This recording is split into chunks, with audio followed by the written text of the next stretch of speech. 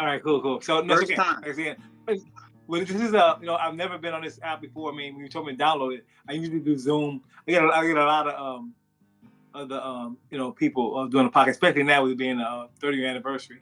So I've been doing a lot. But I've been doing a lot on Zoom. You know. So anyway, Man, it's awesome to meet you guys. My name's Art Jimmerson, and awesome to meet you guys. Big fan. it's awesome to meet you too. Yeah, absolutely. With specifically through our lineage in Gracie Jiu Jitsu, we're directly from the line that was at the event that night. You know, it's a big family. Oh wow!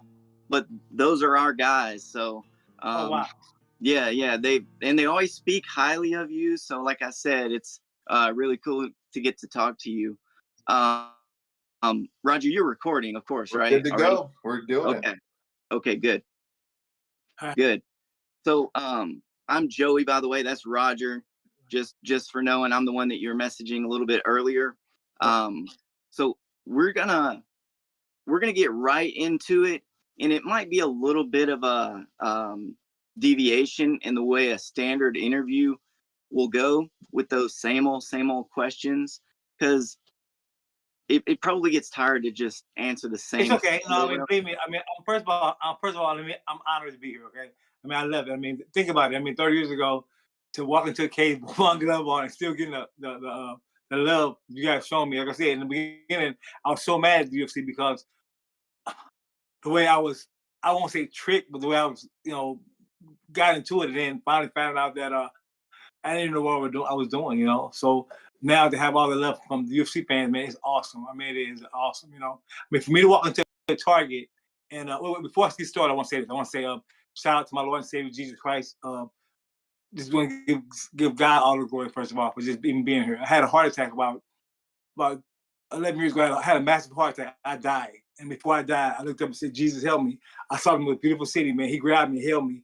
And I see his face. And he said, I got you, and brought me back. So right now, I've been Christian all my life, but I went out and did all the worldly things. But thank God, got back in church, man. I just love church now, so I love life. Period.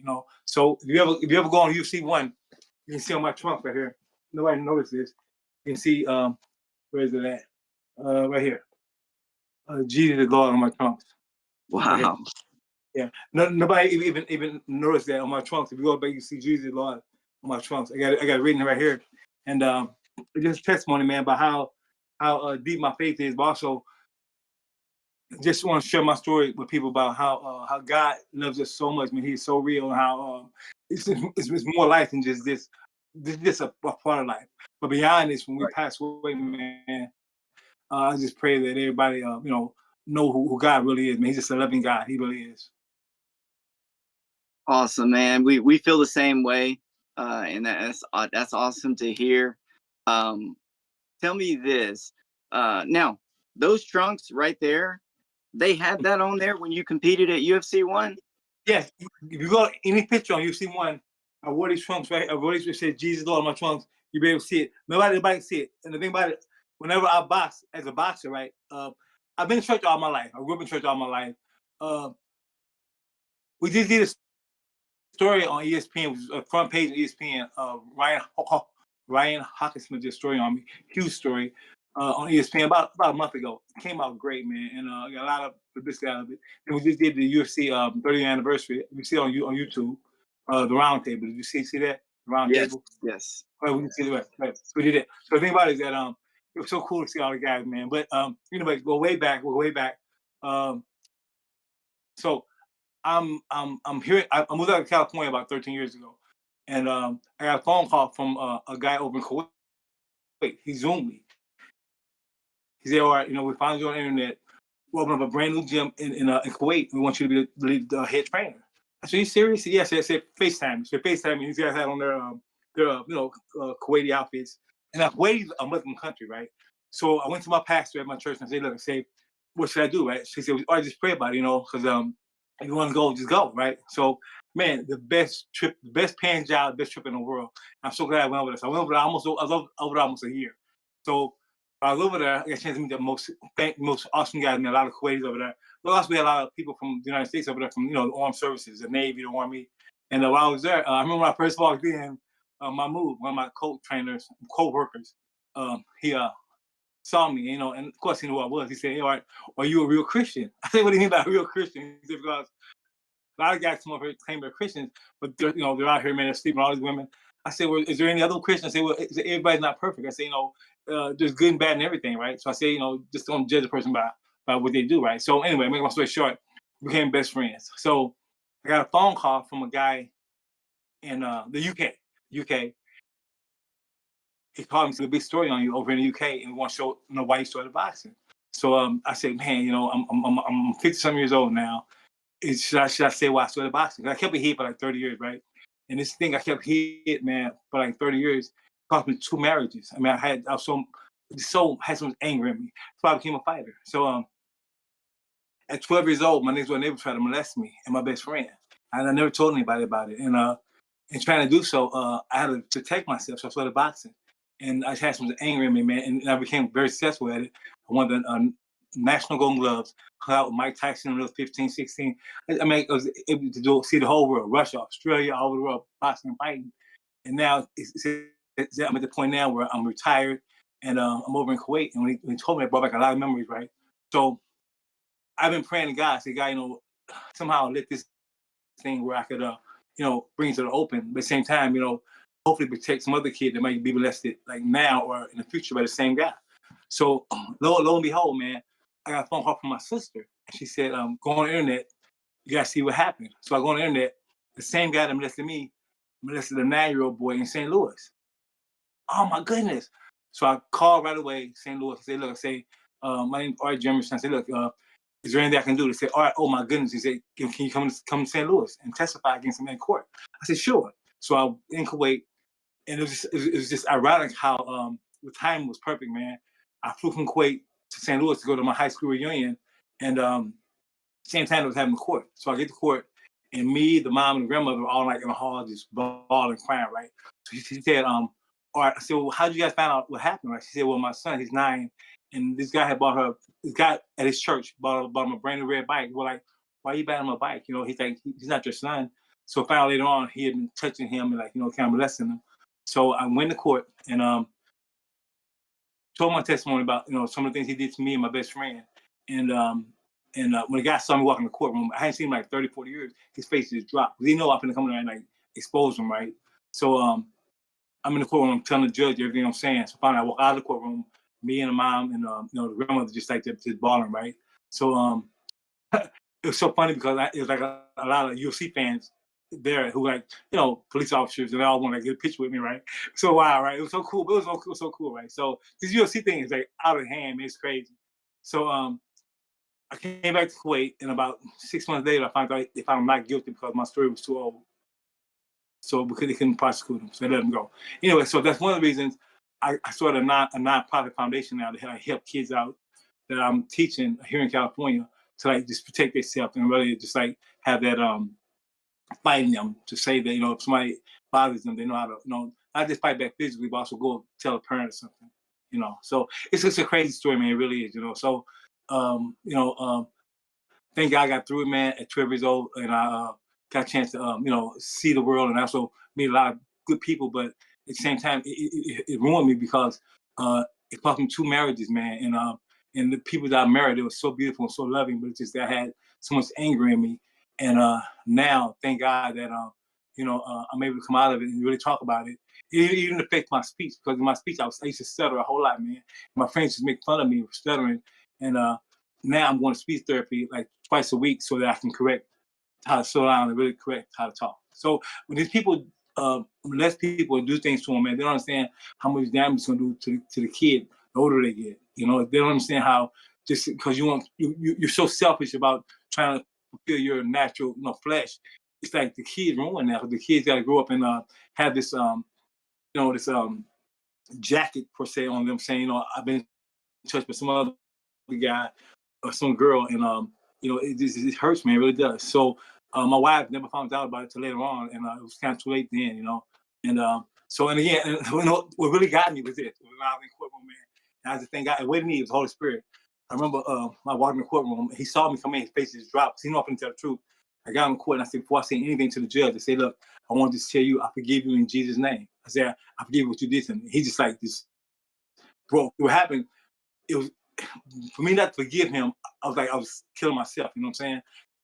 So I had to forgive him. I had to tell him in his face, right? Because I had all the anger in me. I was so mad, right? And it's so much more to go with this story. But like I said, that's more of just an outline of it. And I'm just so glad that I'm here now. I really am. So when exactly did you start boxing? Was it directly after this happened? Yeah. So I was 12 years old. I was 12. I remember I loved baseball. I was just getting into puberty. The reason I know because I'm back, I was getting into puberty because like when you're like 12, 13, you start seeing hairs from your body. You know, it was like, you just come into puberty. And I was like getting hurt in my arms and hurt different places. And I knew that him touching on me, I was like, why are you touching on me? What are you doing? He's like, and he's just telling me, trying to, buy us McDonald's, buy us, cookies and candies. And me and my best friend, and also take us to different places. And also, the way he got out, I think because he was telling us about how he was doing some of the other kids on the street and how they were like allowing him to do it. And my dad from Mississippi, he's a big guy, right? My dad would have killed the guy, right? Maybe would have killed him, right? But I'm to this day, man, I'm fighting myself thinking, why the come I never said anything about it? Because, and people saying, oh, you just a kid, but still being a kid at 12 years old, I have 6 siblings. It's like, I don't know why I shouldn't say, stop touching on me, or how can I just say dad, because he never threatened me like, you got to do it. He just said he was just so like a snake. He's so smooth and coming in and just like, touch me first here, touch me there, and say, I touch you here, and just like trying to, and it just got to the point, man, where I don't know, man, I just don't know what I was doing. So finally when I started boxing, it just took, all that anxiety away, man. I just fell in love with boxing. I did. Man, evil people find a way to use evil to accomplish their goals. Yeah, yes. That's exactly what it is. You did not have the capability as a child to respond in a way that you would as an adult. So right. It's not. That's why it's not even a fair. It's not a fair fight. I know. Yeah, and I felt bad for him back. Like I said, my dad, much he loved me and my sisters, he again because he already been it already been a reputation about his reputation about he got married, got 2 kids, live next door, and like he has a family, and he had already been said around the neighborhood. He's always like like a pedophile, mess around with our little kids and try to flirt with them. And my dad had threatened him one time about my sisters. My sisters, they're all like we're like a year apart, and I'm like 12, she's like 11, I'm like 10. And my dad said he had a bat. He said, look, if you ever touch my daughter, I'll kill you. I hurt you, right? And so that's just one reason I felt like, hey man, if I would have said something, like I don't want to, I don't know, just like I said, I just had a fear, and I don't know why I even allowed that to happen, but like I said, it got to the point where okay, so once they got over with, I'm like 18 now. I'm 18 years old now, and I'm boxing. I'm very successful in boxing. I meet a girl at a high school party. I went to a high school party. I meet a girl there, and she don't know how most girls when they're like young, they dress, makeup on, look real pretty, look older. So I'm thinking this girl's like 17. I'm 18. I think she's like at least 17. Beautiful girl. And again, I know I talk to no girls. You know what I'm saying? I mean, I was like, this guy touching on me and molesting me. So I'm thinking to myself, I was so scared of girls, and girls always loved me. You know what I'm saying? Because of my hair and my background. My mom's Creole. So I always had girls always hit on me, but I just didn't know how to talk to them back. So there's one girl just like fell in love with me, and she gave me her phone number, and I called her, and we just started talking. She said, "Do me a favor." I said, "What?" She said, "Promise you won't hang up on you." She said, "I said why?" She said, "Because I gotta tell you something, but just promise me to just be friends, right?" I said, "What?" She says, "I'm only 14." See, 14. I said, "Well, I'm 18, right? Are you serious?" Now, 14, 18, I had a 14-year-old mind, right? So we get on the phone, man, for hours and days and talk to somebody. I couldn't talk to nobody my age because somebody they were so, most girls used to talk to older guys. And it's like, so her level was so cool. So I ended up marrying a girl, man, being married a girl for 10 years. We had 3 kids together right now. Yeah, but what happened is that I was so abusive toward the end, where it's the point where I'm so glad that we're like best friends now, but I'm so glad that it ended because like I said, yeah, I wasn't right, man. I needed counseling. I didn't know what was going on with me and why I was so, just had all these anxieties in me, man, what was going on in my life. And I'm just thank God now, man, that I'm alive and I'm here. And also, my kids is crazy about me. And I'm just thankful, man, that I got through that period of my life, And not only did you get through it, but you get to go down in history as one of the people that created the dang UFC, and the very first person in UFC history to fight a Gracie. Yeah. So, Yeah, I love Royce. Royce is my boy, man. I love Royce. I see him, from time to time from doing different shows and doing different things. I mean, this UFC thing has gotten so big now to the point where, I remember when at the 10-year anniversary, 20-year anniversary, I was invited to come. I remember, I'm thinking to myself, I was so mad at the UFC at first. The UFC, I won't say they tricked me, but it's to the point where I'm a boxer, and when they first offered me to fight, I'm thinking to myself, I'm thinking about the game called Street Fighter. Back in the day when the guys had, I'm thinking the boxer was like, like guy with one glove, and he's like fighting these guys, knocking them out, right? So I'm thinking to myself, it's gonna be an easy fight, right? So when they called me about doing a fight, um, a friend of mine named Art, Ernest Hart, the karate champion, he told me about it, but he hadn't really gotten into the details. So finally, he said they were looking for a rank number 7 in the world, hadn't lost in like 3 years, 15 fight winning streak. I had it going on, man. So I had it was out there that we were supposed to get a fight with Tommy Hearns in the future, like in the near future. And Tommy was my boy. Because Tommy had later on he had hired me as a sparring partner. Him and Emmanuel loved me. Emmanuel Stu was like, he wanted me to sign me. Emmanuel said, all right, let me talk to you. He said, Tommy loves you. I love you. I want to sign your contract. I said, well, I can't do it right now because I'm already signed with the guy in St. Louis. So he said, well, look, when they want to me and say, we're so impressed with you sparring with Tommy. I'll be your manager, Tommy. I'll be your trainer, Tommy be your manager. But that was later on after the UFC. But going back to the UFC, when he told me about doing it, I was like, I'm 27 years old. I'm all like hype. I'm like, all this adrenaline in me. I'm like, yeah, let's do it, right? So my father how bragging with me. You got a crazy man. I got a family. I got to make money for my family, right? So it's like, all right, you know what? Well, it's too late now. You already verbally agreed. We got your name on the poster, so we're going to sue you. So he said, well, instead of suing you, instead of giving you 10,000, we'll give you 20,000. So I'm thinking to myself, all right, you serious $20,000, right? So my managers, who were lawyers at the time, that's another thing I had about me that was not right. Where instead of having like a Don King or somebody like a Bob Arum, the people I had managing me were like lawyers and doctors, had a lot of money, but they had no knowledge. Yeah. That would hurt me in the back in the long run. So when the fight was offered to me about the UFC, I thought it was a joke. And they said, I'm fighting a guy named. We're gonna do no. We're gonna give you the money. We'll also give you the easiest fight. The skinniest guy in the tournament, Royce Gracie. He can't fight, can't punch, and he can't punch. You know what I'm saying? But they didn't tell me he was a legend in Jiu Jitsu. So I said, okay, well, all right, let's just do it, right? So I remember it was so funny because when we flew out to Denver, it's like you remember Bruce Lee, Enter the Dragon, all the competitors come in, the same exact scenario, man. We all came in, right? And everybody had this everybody had their own look. I had my boxing look, everybody had his boxing. This guy's gonna be kicking at me, and that's the only thing about it. Like I say, I never had no idea what to expect. It's like they told me what was gonna happen, but I couldn't put it into reality, right? One writer, I came to LA, one writer wrote in the LA papers, he wrote Art Jimmerson fighting in the UFC is like putting a teenager or somebody, just ran learn how to drive on 405 in rush hour.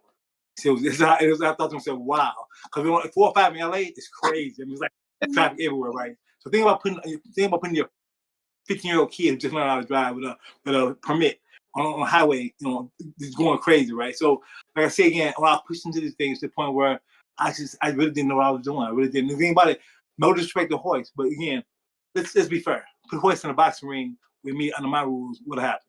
Put all them guys in the ring with me. You know what I'm saying? So, again, I'm not disrespecting them. I love them all. They're my boys. So we see each other like this. But I'm thinking to myself, put them in the ring with me under my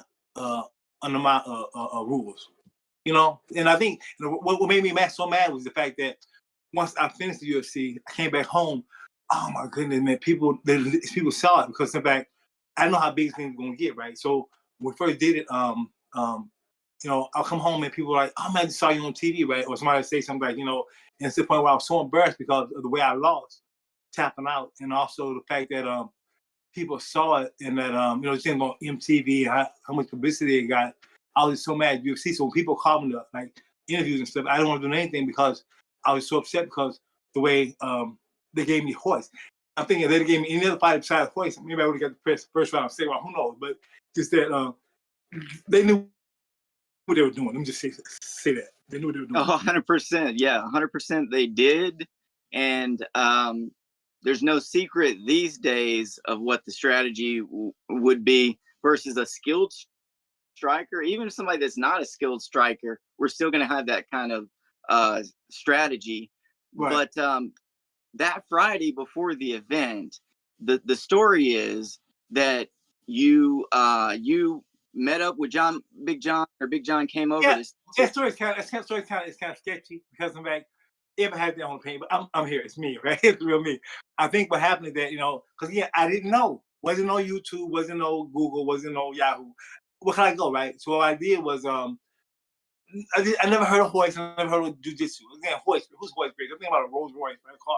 Like, I never heard of Royce Gracie. Also, how can a guy kicking at me beat me? Especially a guy that's like 170. I'm fighting people that are like 20 some pounds, right? Knocking them out. I'm in the gym knocking out guys with sparring gloves on. You know what I'm saying? So my thing is, this kid, I'm like, going to kill this guy. I feel sorry for him. I really feel sorry for him. I made myself, oh my God. So one of the reasons I wore the glove was because, again, because the fight with Tommy Hearn. But also, I felt sorry for Royce. I'm thinking myself, anyway, wrong hit this guy, I'm not hurt him right. Not knowing I wouldn't hit him right. And what changed my life was the fact that 10 years out of the UFC, and I'm a trainer in St. Louis, and I got a couple of gyms and worked with Pepsi Cola full time. And a lawyer, a good friend of mine, a lawyer, Richard Banks, where we're all good friends. Me, Evander Holyfield, and Richard, we're all good friends. All the guys in amateur boxing are real good. So Evander comes in town like he usually do and does different stuff for us. And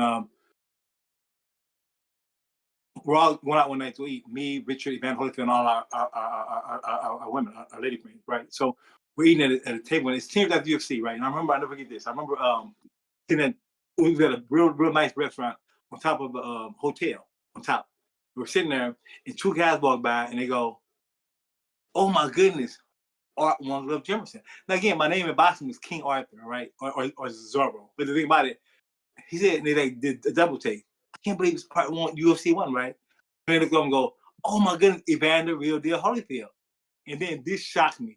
I mean, I did not see this comment. It said, "Mr. Holyfield, no disrespect, but can we get a picture with Art Jimmerson, which is a huge UFC fan?" Are you serious? And Holyfield goes, "That's my boy, no problem. Go take a picture with him." These guys are so excited about taking a picture with me. I'm thinking, are you serious? So that's when my whole scenario about the UFC changed around. People would call me, okay, I gave the interview, right? And then that's when I adopted the name One Glove. You know what the heck? You know what I'm saying? Because people send me mailman from all over the country, from the UK, Japan, with money stuck in the glove saying, "Can I get your autograph?"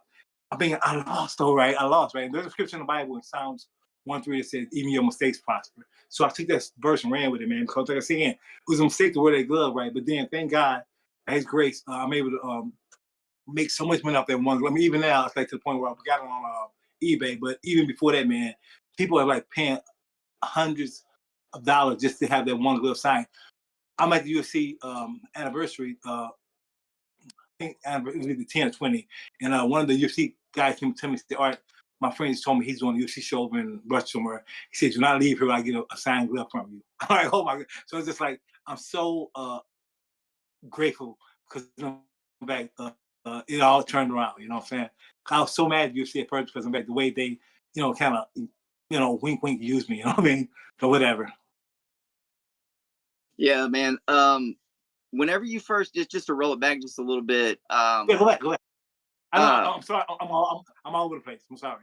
No. That's no problem at all. We want that free flow, and we'll edit together just perfect. So that's Roger. Are you good up there? Do you need anything, a break or anything?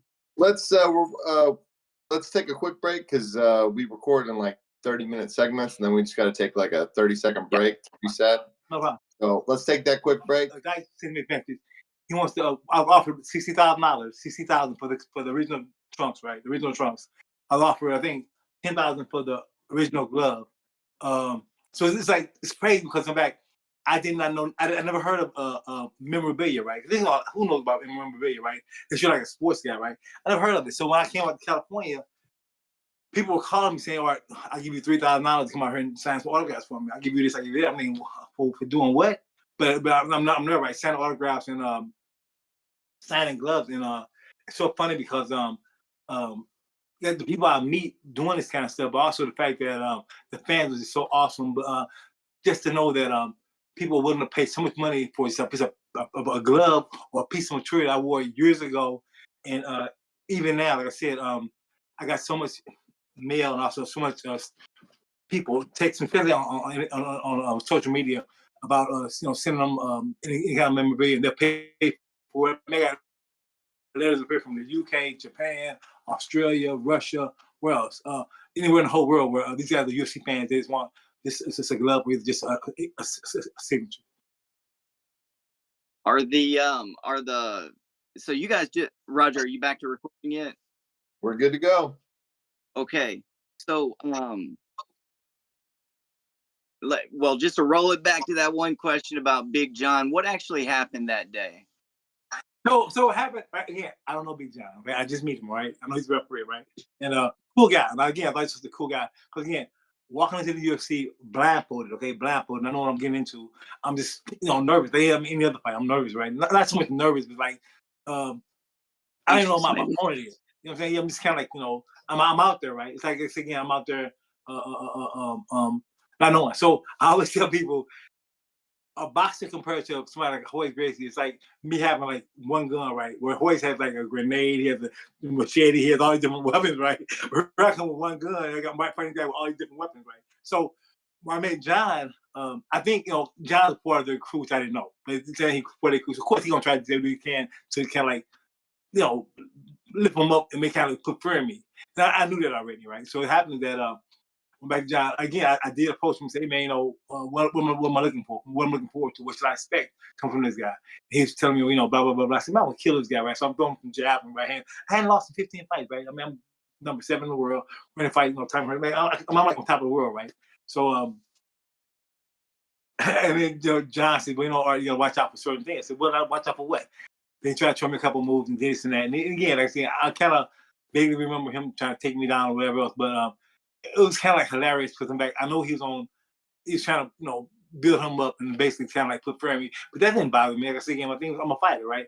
And one thing that had me um, above all the rest of the guys is the fact that I've done this. I mean, I fought in the main event. I've been a main event fighter for the last 5 years. And it's like, I'm used to this time after him. This is like, I feed on this, right? Only thing that had me going with the fact that what to expect. It's like apples and oranges. It's like Michael Jordan going into baseball. I don't know what to expect. So before the fight starts, I'm in the back of the dressing room, and I remember, you remember the movie Into the Dragon, right? When the guy knocks on the door and says, "Mr. Lee, are you ready?" And he's like, "You ready for the fight?" So I'm in the back, and Kevin Rosier walks back. I'm the third fight of the night. Kevin Rosier walks back, and his like jaws just like clicking. He's doing like this, right? So he wins the fight against Zane Frazier, and sitting in the back, one ready to go. My manager literally came back to the back. My manager, a lawyer, my coach said, "It's such a joke. I don't want to come." So my real boxing coach gave me the 10. He was like, "You know what? Go ahead, enjoy it. Just have fun, right?" We knew it was a joke. They told me they'll give me 20,000. Also, it wouldn't be on my boxing record. They said it wouldn't be a boxing record because it'd be like an exhibition or whatever. So it's okay, cool. So that's the only way I agreed to it. It won't be on my boxing record. So my manager literally came back. I had 2 lawyers with my managers, a lot of money. Came back and said, "All right, man, let's just go." I mean, like crying real tears. Said, "Huh?" All right, say, "First fight, Soberberg, man, we don't want you to get hurt. You got a family. Let's go." I mean, literally crying, right? I was like, "Are you serious?" I said, "Man, I can't do this." And I put my words out there, my name out there. I said, I can't do this because of that. I don't want to embarrass myself. So, I'm not embarrassed. We're throwing lawyers. We'll get you out of this. I said, "No, let's just go ahead and go through with it, right?" So, went back, getting dressed up, right? So, the second fight, I walk out like I usually do when I'm a main event. I walk out and I'm trying to like sit in the seats, with my hood on, trying to see how the fights are going right now. How the crowd, when the crowd was like crazy, bloodthirsty, more, right? I mean, like crazy. They love what was going on. Right? I mean, this UFC thing just like hit it off, right? So I'm the third fight, so I'm gonna get ready for my fight, and I'm not nervous. I'm letting everything out. I'm breathing like I always do. And on the way out, I go out to the dressing room. At the last minute, I decided to wear the glove because, like I said again, I don't want to hurt my hand. Thinking, I'm more so saying looking toward my future for me fighting Tommy, also hurting Royce. So put on one glove, go out there, and then I see Royce come out there with like, all his brothers and cousins, like with the Michael Jackson, Thriller, whatever, hands on their shoulders. So and it's kind of crazy because I know I'm not fighting him, I'm fighting him only, but it's like they made it like a mental picture, like I'm fighting all of them, right? So he gets in the ring, I get in the ring, and I remember again, he's like childlike. I was like a child to me because he looks so young. I'm thinking to myself, oh man. So I get in the ring, they announce my name, only 2 people clap. My 2 trainers, right? All the people, right? When they announced his name, it was so loud I had to hold on to the fence because it was like just going crazy. I'm like, oh my god, what did I get myself into? And the first time I kind of like said, I messed up. when I saw the crowd just like go crazy, so they said, Royce Gracie from Brazil, whatever, right? So I get in the ring, and I know Big John talked about him kicking on me or whatever else. So my whole plan was just, to like faint and see what he had to open them up and see what kind of openings I can look forward to. And Royce came out kicking at me. And it's like, in my brain, my wires were all mixed up because I'm thinking to myself, I'm seeing punches coming at me, not no kicks, you know what I'm saying? So he's kicking at me. And I remember Big John saying, if he hits you down on the ground, don't let him choke you out. Because if he chokes you out, you're done. So I'm thinking to myself, well, that's not going to happen, right? So I'm fading coming toward him at first, and I couldn't get a punch off with Royce. He's kicking at me. He said such a beautiful kick. It was like a jab, so fast, right? So this is like again the young Royce, like the one, like the original Royce. You know what I'm saying? You know what I'm saying? So he's coming out like brand new, like a young Mike Tyson, right? Come out kicking at me. I'm trying to move. I'm moving. I'm trying to get a jab off, and finally, he wouldn't budge. So finally, I said, well, look, let me try do some lateral movement and trying to get him that way. And I'm trying to figure out, a way to get him to do something where I could expose him. So I'm going back and forth, trying to do some lateral movement. And finally, Royce, he did something like a feint up. He came down and then grabbed my legs. Now I know it's called takedown. He's on. He's on like a big stomp. I'm sorry. Am I correct, Roger, that Royce used the Pizot technique, which is kind of like no. Before that, to get me down to the ground, he did a feint up, then came down and grabbed my legs. Oh yes. Okay? And then what happened is that and I didn't see it coming. So now I know because I worked for the UFC gym when I first came out here for like about 4 or 5 years. It's called a sprawl. I thought it was sprawl. I don't know how to sprawl, I would have got away. I know how to sprawl. I don't know about sprawling. So Royce kicked at me the first 2 or 3 times, and then finally I saw lateral movement on him. He did like a fake up and came down, and he gave him a takedown. He did throw a Pizot when he did that little up, and then he threw the kick, and then he went in for the shot. Right. So when he got my legs, he flipped me over, and I'm thinking to myself, all right, why am I down here, right? I remember I'm down. So first I had to do is just grab him. I'm gonna grab him, hold him. Like, man, if I had like now, and again, I'm not the bird kind of guy where like I just cheat. But I could just like hit him and elbow him. I definitely did, right? But who knew? First UFC, right? Nobody even knew about elbowing, about punching. And I think at that time everything was legal. Only you couldn't do was bite or hitting the groin or either poking the eye. Everything else was legal. You know what I'm saying? So I could just like, I said, could have elbowed him, could have punched him. And he's right up there, could just hit uppercut. It's like the point. But again, I was just so it was so new to me. It was like again, I just like a train track, man. So he's taking me down. I grab him, and when I grab him, they said it's like a leg lock where he takes his leg and put him between my legs and open him up.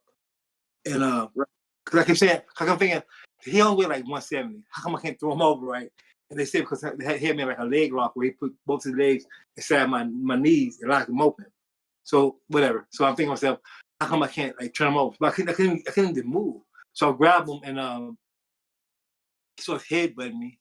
And then at that time, the glove was really a messed up thing because the glove. They was why I wore the glove, right?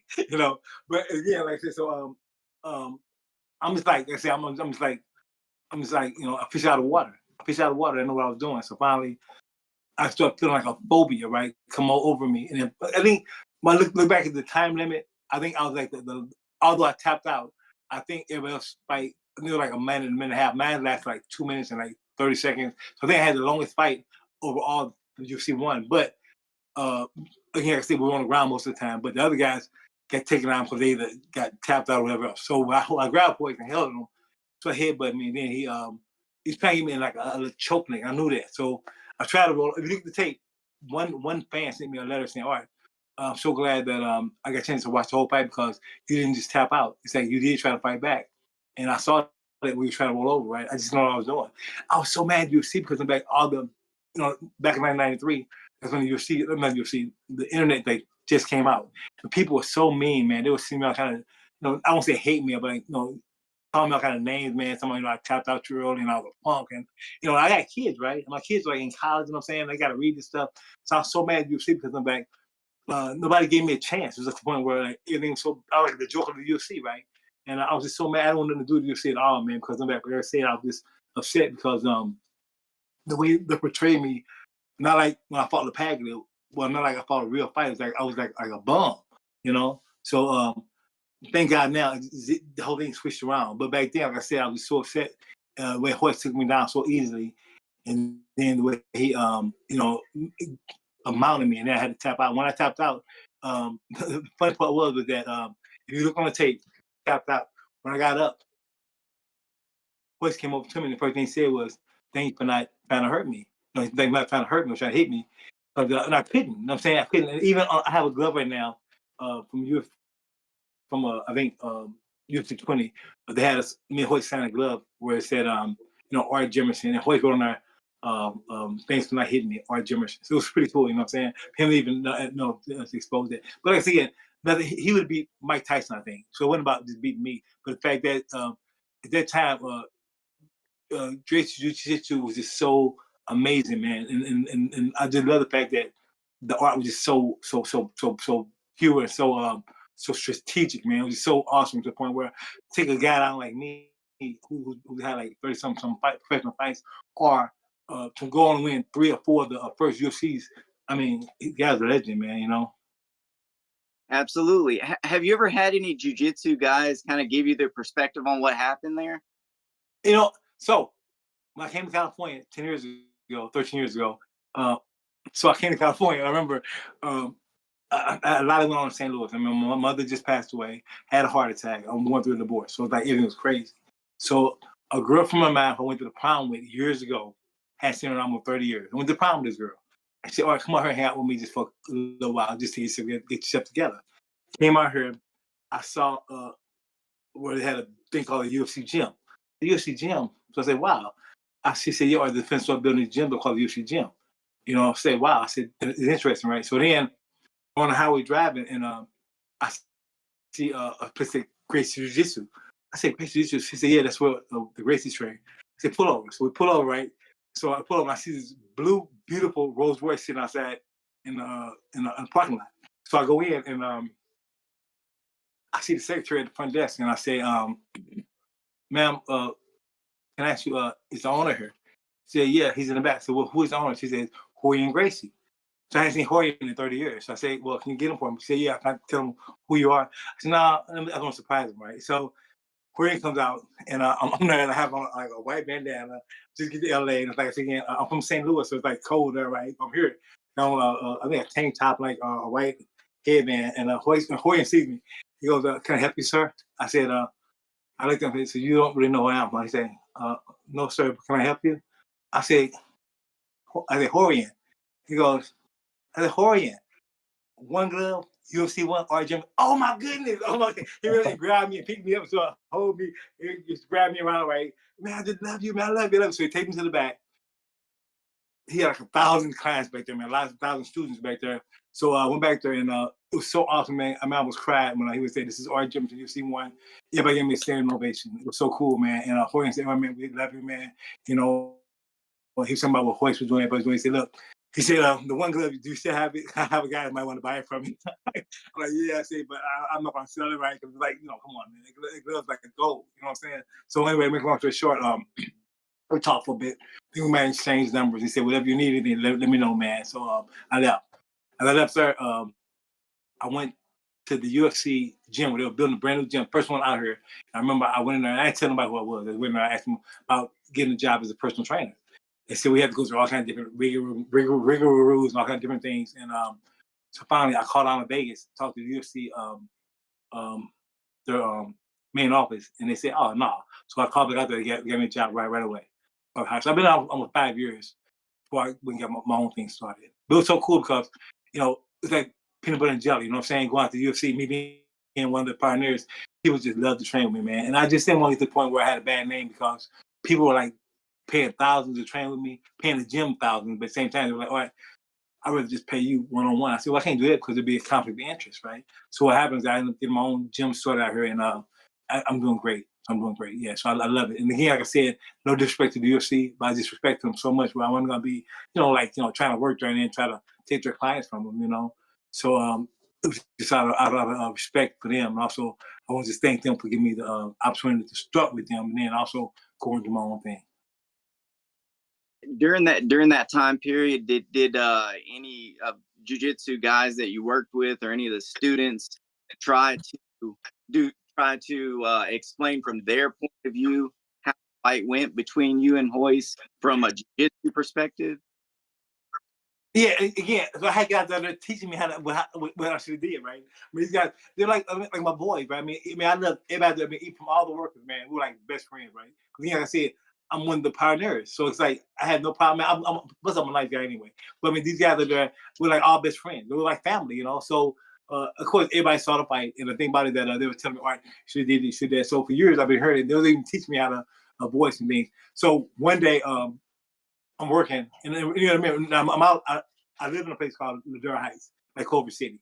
So the UCM was about an hour away. All right, so I drive there every day, right? So I come home from work. I work usually like in the evenings. I do like probably 4 or 5 hour shifts. And the UFC was so cool because they said, all right, whatever you want to get paid, we'll pay you. So I got a phone call from the manager. Said, all right, give it right away. Hoyt just came in. He's doing a commercial for somebody at the UFC. He wants to see you. So I hadn't seen Hoyt in 20 years. I said, okay. So I remember I had an old glove in my closet.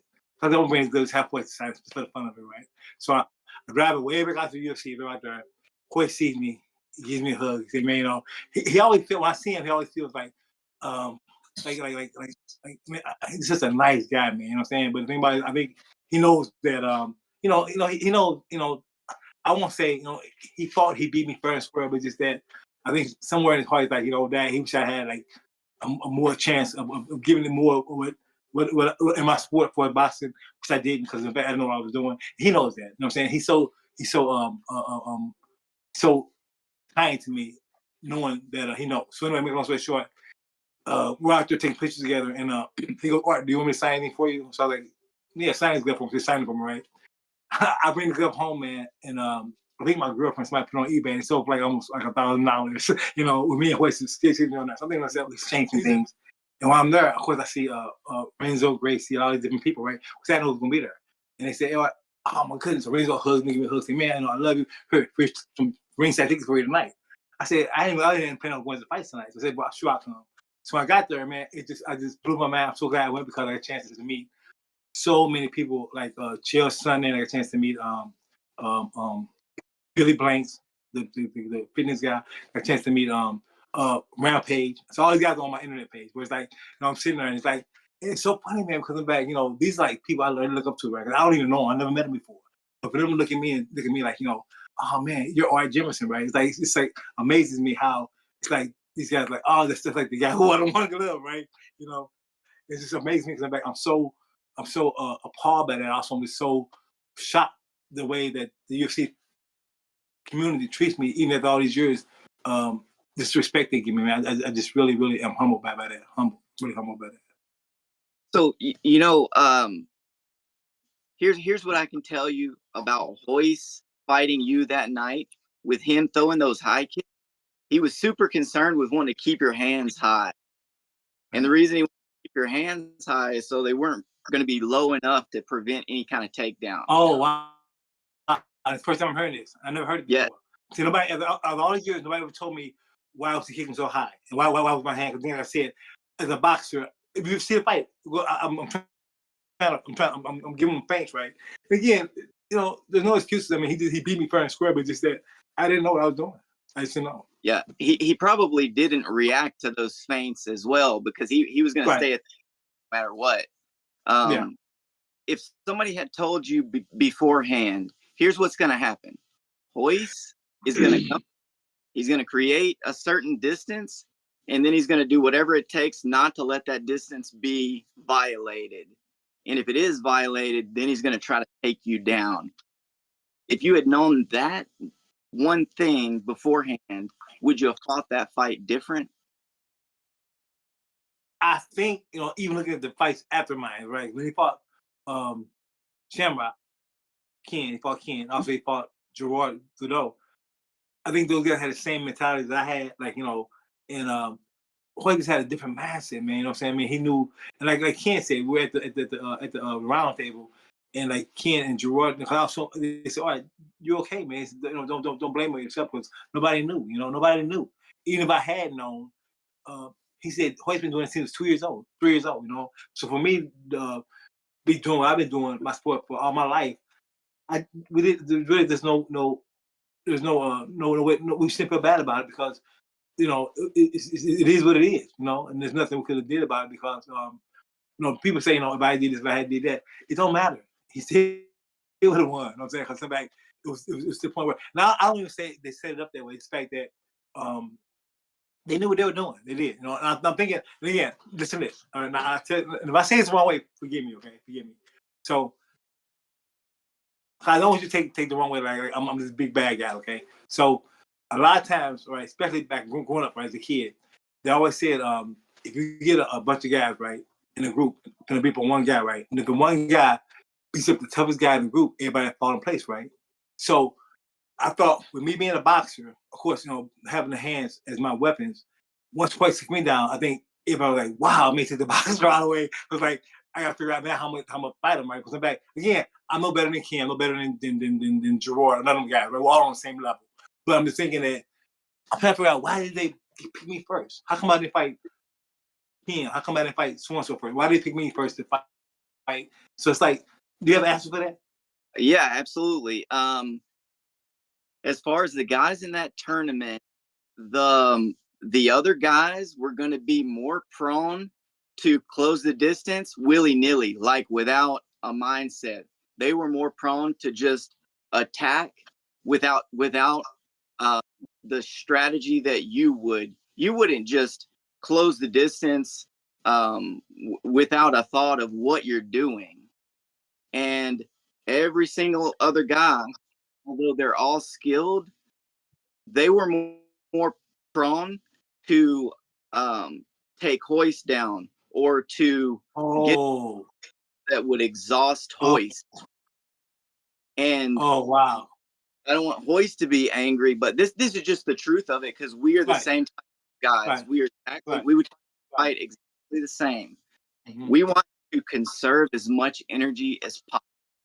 And as a boxers, say with boxers in a fight, like I fought so many 10 rounders, right, with a pack man. So I had to conserve my energy, my strength. But again, this is a whole different level. So what I'm saying is I can compare apple with oranges. I didn't know. I just didn't know. I didn't know what to expect. And again, how do you fight a guy on your back? How do I sprawl? How do I do all these things if I had no knowledge of it? You know what I'm saying? I always tell people if somebody drop off a kid right now over in Japan, right, or wherever in a different country, the kid would be lost. He'd be like, the language is so different, right? So, you know, again, I love Royce, and I'm so glad he's got what he's got. But I just didn't know. I didn't know really. I didn't know. And again, I don't want no fan to feel like he punked out. He got an excuse. Not an excuse. I just said I didn't know. But I think a lot of fans are like when they first saw it, they really didn't know the background of it. So like, oh man, I was just so really humiliated by all these people saying that calling me different names and they really dogging me out. Right? I was like, man, I felt so bad because I even got involved with it because of the bad report I got from the fans, man. But then, like I said again, thank God it turned around the 360. Like, The best thing about it is when I'm in Target. I'm in Target here in California, right? Where you guys at? Texas, we're both Texas, north and Cool. south. Oh, all right, cool. So I'm in Target here in Culver City, right? I'm in Target, Culver City, and I just got off of work and took a shower. I go to Target a lot, so I walk in the Target and I see a truck outside, like a limousine truck outside, right, parked in the parking lot in the middle of the street. So I walk in and when I see guys with big ears, cauliflower ears, I know they're fighters. I know it, right? So you got to approach him and know, like, acting sexily with him, saying, how far you go back in UFC, right? And I joke with him, right? Then finally, when they find out who I'm at, like, oh man, you fought in UFC 1, right? So it's kind of a funny thing, right? Just to play with him, right?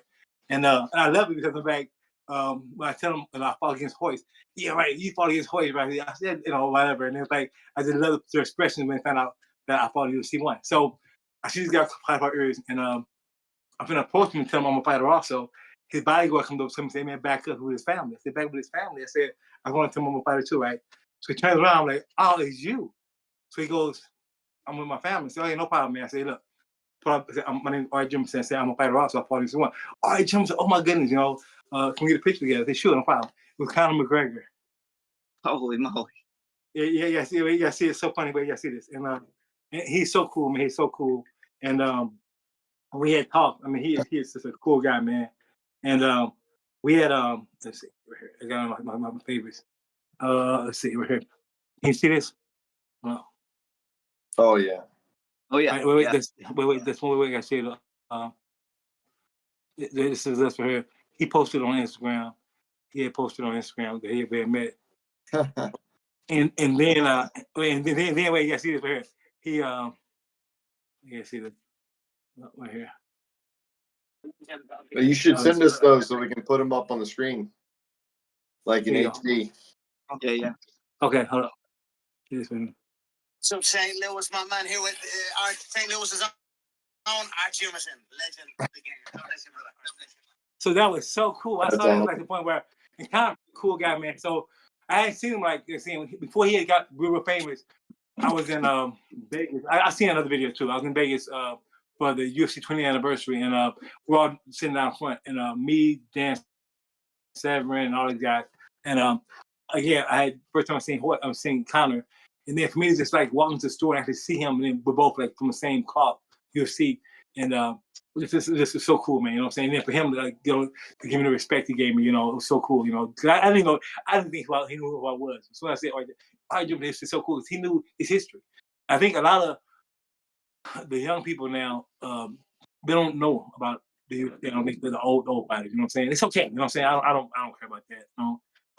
But I do care the fact that that it's an awesome sport, man. Like I said again, it is one of the best sports in the world for us being an ultimate fighter. I mean, like I said, boxing is limited because of just the hands, karate, the feet. But the UFC, man, you're talking about using every part of your body. To me, it is the best, like the ultimate sport in the world. It is, And for people like Conor and all these other guys doing it, hats off to him, man. I mean, like I said, but Royce still fighting, whether you knew about it or not, he did what he had to do. I'm so proud of Royce. And I always tell him, man, you're a legend because we all fighters, you know what I'm saying? But again, when it's all said and done, he's a champion, Yeah. That night, just for the people that are listening, Royce would have beaten. So just for the record, I'm a brown belt in Gracie Jiu Jitsu, been Jiu Jitsu for 22 years. Wow, congratulations. Thank you. Roger's a purple belt, so 8 years. So even now, brown belt, purple belt, with that experience, Royce would defeat us. So it's not like anybody really had a chance. Nobody was going to win that night. Royce, yeah, but you gotta know that, right? Because you guys are in the sport. But what makes me so not upset, the fact that is when people from the outside who have never been in the ring before, they're like, it's like people from all over the world. Right? I mean, again, like I said, emails, man, texts, even on social media now. It's so sad because I'm like, they never even been in the ring before. But for them to tell you, talk about you, and to downgrade you to the point where, come on, you don't even know me. You know what I'm saying? It's like I have never met you before, but for you to say, it's like, and every now and then I get a lot of love from UFC fans are the best fans in the world. I mean, they are. They show me so much love, but it's just some of the people. I guess they might be so-called UFC fans. They never even seen the sport. They've never been in the ring before, but they want to tell you about tapping out too early, or calling all kind of different names. It's like so disrespectful. You know what I'm saying? That's the thing, is that it's the reason that the Gracies respect you so much is that you showed up when the fight was scheduled. You were there in the ring and you fought. it's not that you needed to win or lose or whatever happened. They didn't really care. They just respected that you Right. showed up to fight. And like you said in other interviews, you're the only one besides Hoist that didn't take any damage. So No. So Zane Frazier said something so cool on the round table. He said, you know, these guys had sent out letters to all these different Chuck Norris, John Dan Caldam. So I remember after that fight, I was invited to go over to Japan to do as a sparring partner for a guy who can fight for a title. So I'm over in Japan. I remember right after UFC won, right? I'm over in Japan. UFC had just came out, and I remember going to 7-Eleven, and I remember I see the magazine rack, right? I see my picture on it. I'm like, oh my goodness, my picture. Well, Hoyt's kicking at me, right? The one famous picture of Hoyt's kicking at me, and I'm going back.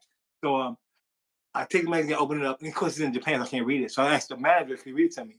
And when he read it to me, it was two pictures of me, Hoyt fighting, also another picture of me, but a guy hugging a guy with a big smile on my face with my suit on, like everything's fresh, right? So the article said, Art Jimmerson, UFC 1 fighter, was one of the only fighters that came out with no bruises, right? And I felt so bad because I'm back, for me to be in a war, right? Like, especially in a lot of fights. I mean, one I can give my credit for, by the grace of God, I don't get hit. I mean, if you ever see my fights, I get hit here and there, but it's like I have great defense. I have great defense. I mean, I've always had even some of the great fighters. Even Tommy Hearns, who I sparred with for like 2-3 weeks, gave me so much confidence on my defense. But it's funny how I felt so bad that night, thinking, man, dang, all these other guys got like black eyes and busted up ears, busted up face. I came out here without having like a scratch. So after the fight, I cried. My girlfriend at times like, why are you crying? See, you say in your sport. I said, you don't understand. I hadn't lost in 3 years. I'm on a 15-fight winning streak. I said, just to lose in anything. Michael Jordan said he hated losing in marbles. He hated losing in anything, right? Because myself now I understand how he feels, because when you're on a win streak, man, when they become addictive, man, you know what I'm saying? We win so much to the point where to lose is like unheard of. So when I lost that fight, man, after all these years, even though it's a Hoist, I felt I cried. I really cried. I was like, man, how can I lose? Especially somebody like Hoist, who's 170 pounds. I felt so bad because I'm back. Just the weight difference, and also just he looked like a child. You know what I'm saying? So like I said, I'm so honored to at this point now. I'm so honored that I did fight in it. Because a lot of times I regret it. I got into it in the beginning. I was like so mad because of the way the fans made me feel. I felt so bad, like I should have never did it, but now I'm so glad that I did do it, because I'm back. I'm able to, just really enjoy what he's bringing now. The food stuff. yeah, absolutely. I mean, where you're at in the history of the UFC, nobody can ever take that away. And the fact that you guys did not know what was coming makes it even more special, that you had to have that kind of willpower, that kind of nerve, because they Bravery. know these days what's coming. Right. You didn't. So, one question: once Hoist got that takedown and he wound up on top, he put his hooks in. That's what we call that, hooks, so that Yes. he's driving his hips down, and he used a little bit of a technique that we don't really teach called grapevines, because I know Hoist, there's a reason for that. The most important thing is Hoist wanted to make sure that the distance between you and him was like 0. Oh And wow.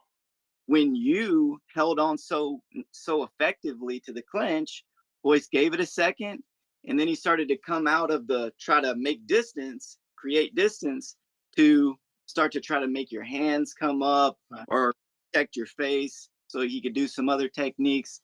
So when you were concerned with closeness, Hoist was concerned with distance, and Oh vice versa. wow. That's So cool. Did you see me try to turn around? You saw what I was trying to get out of it. And again, I just remember John's voice over and over again saying, "Whatever you do, don't give me your neck." Because as soon as I tried to turn around, as soon as I got halfway around, like, dang. I remember, because my whole thing was not to have him choke me out. Because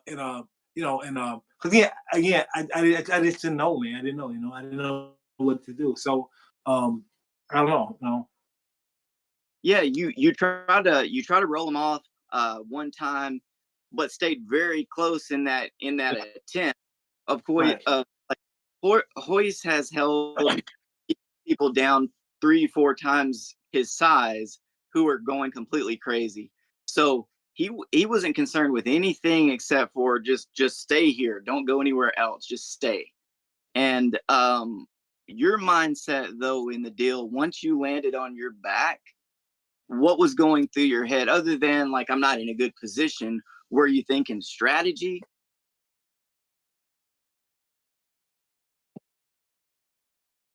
So what I'm about to say is this, all right? You've seen bugs on their back, right? When they're crawling around, right? You feel so bad for a bug, cockroach, whatever else, a water bug. You feel so sorry for me to turn them over, right? So with me, it's the point where I'm on my back. I was so defenseless because I'm back. As a boxer, I need space. I need to be on my feet. I need to be able to turn and get my my power for my turns. And when you get me on my back, I felt so embarrassed, first of all, because I'm a fighter. And for this little small guy, get me on my back and then to not know why come I can't turn him over. Because to me, if I'm 200 pounds, he's like 170. I should be able to flip like this, but for some reason, it comes to the hooks. I didn't know. Now I know that I could have did so many other things. But again, knowledge is power. I just didn't know. So I just felt so embarrassed going back on my back. And also when I got there, it became a phobia after about a minute or two. It got to the point where phobia was like, I gotta get out of here. It was like I could breathe, but to the point where I was like this. I wasn't scared. I had no fear in me. It was to the point where I'm not supposed to be here. And I was trying to figure out how can I let my hands go. And the other thing was I wanted to keep him close to me so that I know that he couldn't, you know, I don't know. It was just, it's like I said, a fish out of the water. I just didn't know. Yeah, so he started to create distance. Once he started to create distance, then you felt that there was a potential for him to create damage. Is that what prompted the? Yes. I grabbed him because I'm back. I knew if I could hold him close to me, if I could see both, like, as a boxer, right? As a boxer, right? I have a peripheral vision where I can see where your hands coming. So with him, I want to see where his hands were. I don't worry about the feet. Because the feet, I knew where the feet was. But once I grabbed him and held him, I had control of some senses of knowing one hand's here, one hand's here. I wanted to make sure I control him. But again, I think the one thing, even John could tell me, don't let him choke me out. So my whole thing was, if I do lose, don't lose to have me choke me out. And we already talked about it. My manager's already said it. We already agreed because of the big fight coming up that I don't want to take no damage at all. So again, I don't want to punk out. I don't want to be no punk saying, I tapped out because I fought. I went in there to fight and win. I went in there to win. I saw myself winning the whole thing. I saw myself winning, beating Royce, beating Ken, also beating whoever else, and get the $50,000. Because again, as a fighter, you visualize things before it happens. So before every fight, I see myself winning with my hand raised at the end. So with Royce, I saw the same thing, but this time I went in there. My man said, "All right, don't try to be a hero, okay? If he gets you down and they start hurting you, just tap out." I said, "No, I can't tap out, man." I said, "You know how embarrassing it is to tap out." So he said, "No," I said, "I'm just telling you." And I don't think he said tap out. He just said whatever you need to do. So I knew I think it was two ways it was two ways to get out of the ring: either tap out or throw in the towel. So I didn't tap out at first. So what happened is that when they got me down, I'm holding ground. So my corner threw the towel in, but the towel had caught on the fence. So nobody saw it.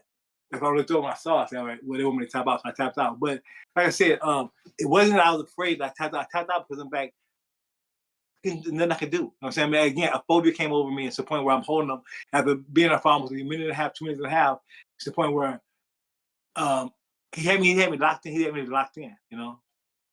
It's the perfect example of what you were saying about you being the most really most highly trained uh boxer for 100% fact that was there that night, that you knew when there were no other options in the fight, right? This fight Right. is Yeah. uh, Yeah. you've tried everything that Yeah. you can know, Yeah. and Right. you know when to say that, Right. I'm this there's nothing else to be gained Right. staying here a few minutes. And again, it wasn't about the money didn't phase me. Again, I was making that kind of money anyway.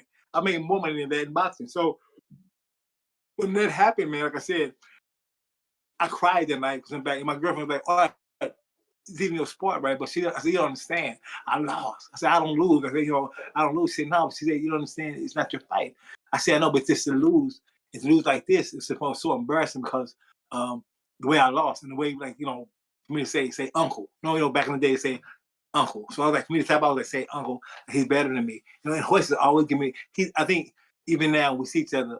He never like feels like he like beat me. You know what I'm saying? He doesn't feel like he beat me, but it was like he takes advantage of me. You know what I'm saying? He showed me so much love, man. I really respect that from him.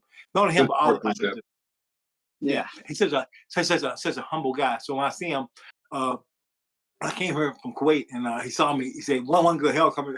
One gave me a hug. One girl was like, we're like, we're like best friends, man. I'm so proud to have somebody like him that beat him. So if anybody beat me, I'm glad he beat me because I'm like, he is such an awesome. He's such a humble guy. Where you call him the great, you call him a legend. He's like, he's like, he is so humble, and I love that about him, and that he don't go around bragging, because he knows that it takes work, man. It does take work. So again, on my part, I just felt sad because I'm back. I didn't get a chance to represent boxing the right way. People, they always say, Art, you representing boxing. Well, you know what? I don't know how good any boxer would have did in that first UFC. You know what I mean? So everybody want to, say I represented boxing, like putting a weight on my back, right? Like, I go ahead and represent boxing. Hey, I mean, come on. I mean, I don't even no past, present, future fighter would have did just as good as I did. So everybody has their own opinion. How's that?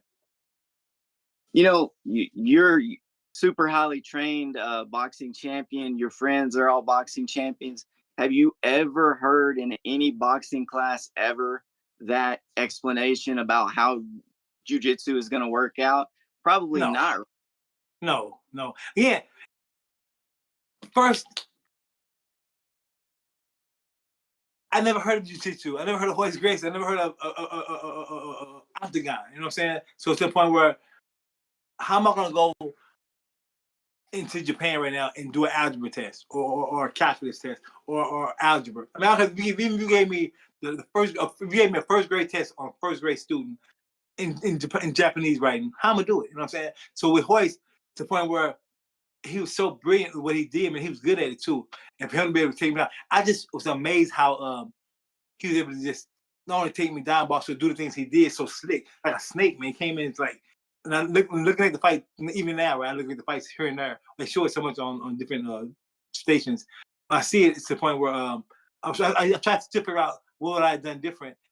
I couldn't have done nothing different because I'm like, the same thing would have happened where he came in, took me down. As soon as he got me down, he just put them hooks on my legs, man. I grabbed them, and I'm trying to figure out what could I did. Even if I had got into a punch, just for him turning rolling with it or just whatever else, he did something to avoid me hitting him. So he was very high on IQ when it came to hit. Even with Ken Shamrock. I mean, I was shocked he beat Ken so easy. I mean, he fought Ken. This is like the original Ken. This is Ken. It's a young Ken. Think about being the Ken. Think about being a fresh young Ken Shamrock and taking him out the way he took him out. You know what I'm saying? So it's like, I'm not. So now after all these years, I look back, I'm like, you know what? I still feel bad. I lost, but to the point where, if him to beat Ken the way he beat Ken, also even beat Gerard. You know what I'm saying? And then come back, win the next 2 tournaments, 3 tournaments. So people can say what they want to say, man. But like I said, words are words, right? And talk is talk. I'll tell you what, we would never teach someone how to beat a Gracie, but I'll tell you this: you absolutely had the ability to win that fight, and that's why Hoist treated it the way that he did. He didn't give there any chances. He didn't give you one chance because I love that so much about him because the fact that he showed me respect. That's all I wanted. He showed me respect, not fear, but the fact that he knew that I had something that he had to watch out for. Because he even said, even to this day on interviews, he'll say, "I can't get hit. If I get hit, I'm in trouble." And that's the only about it. And again, I'm putting one glove on, thinking I'm gonna punch him, and hopefully if he feel it, he'll be like, feel like it's not that hard. Then I come with the right hand. Because again, if we seen in the Paglia fight, I love body shots. That's why I love headshots. But I was trying to figure out how can I set this guy up with him throwing the kicks at me. So when he threw the kicks at me, this just threw me all the way off. I'm thinking to myself, he not only throwing kicks at me, but also he's on the southpaw side. So I'm a right-hander. So I'm on the conventional side, and he's a southpaw. And when he came on that side kicking at me, it just threw me off. So it is what it is.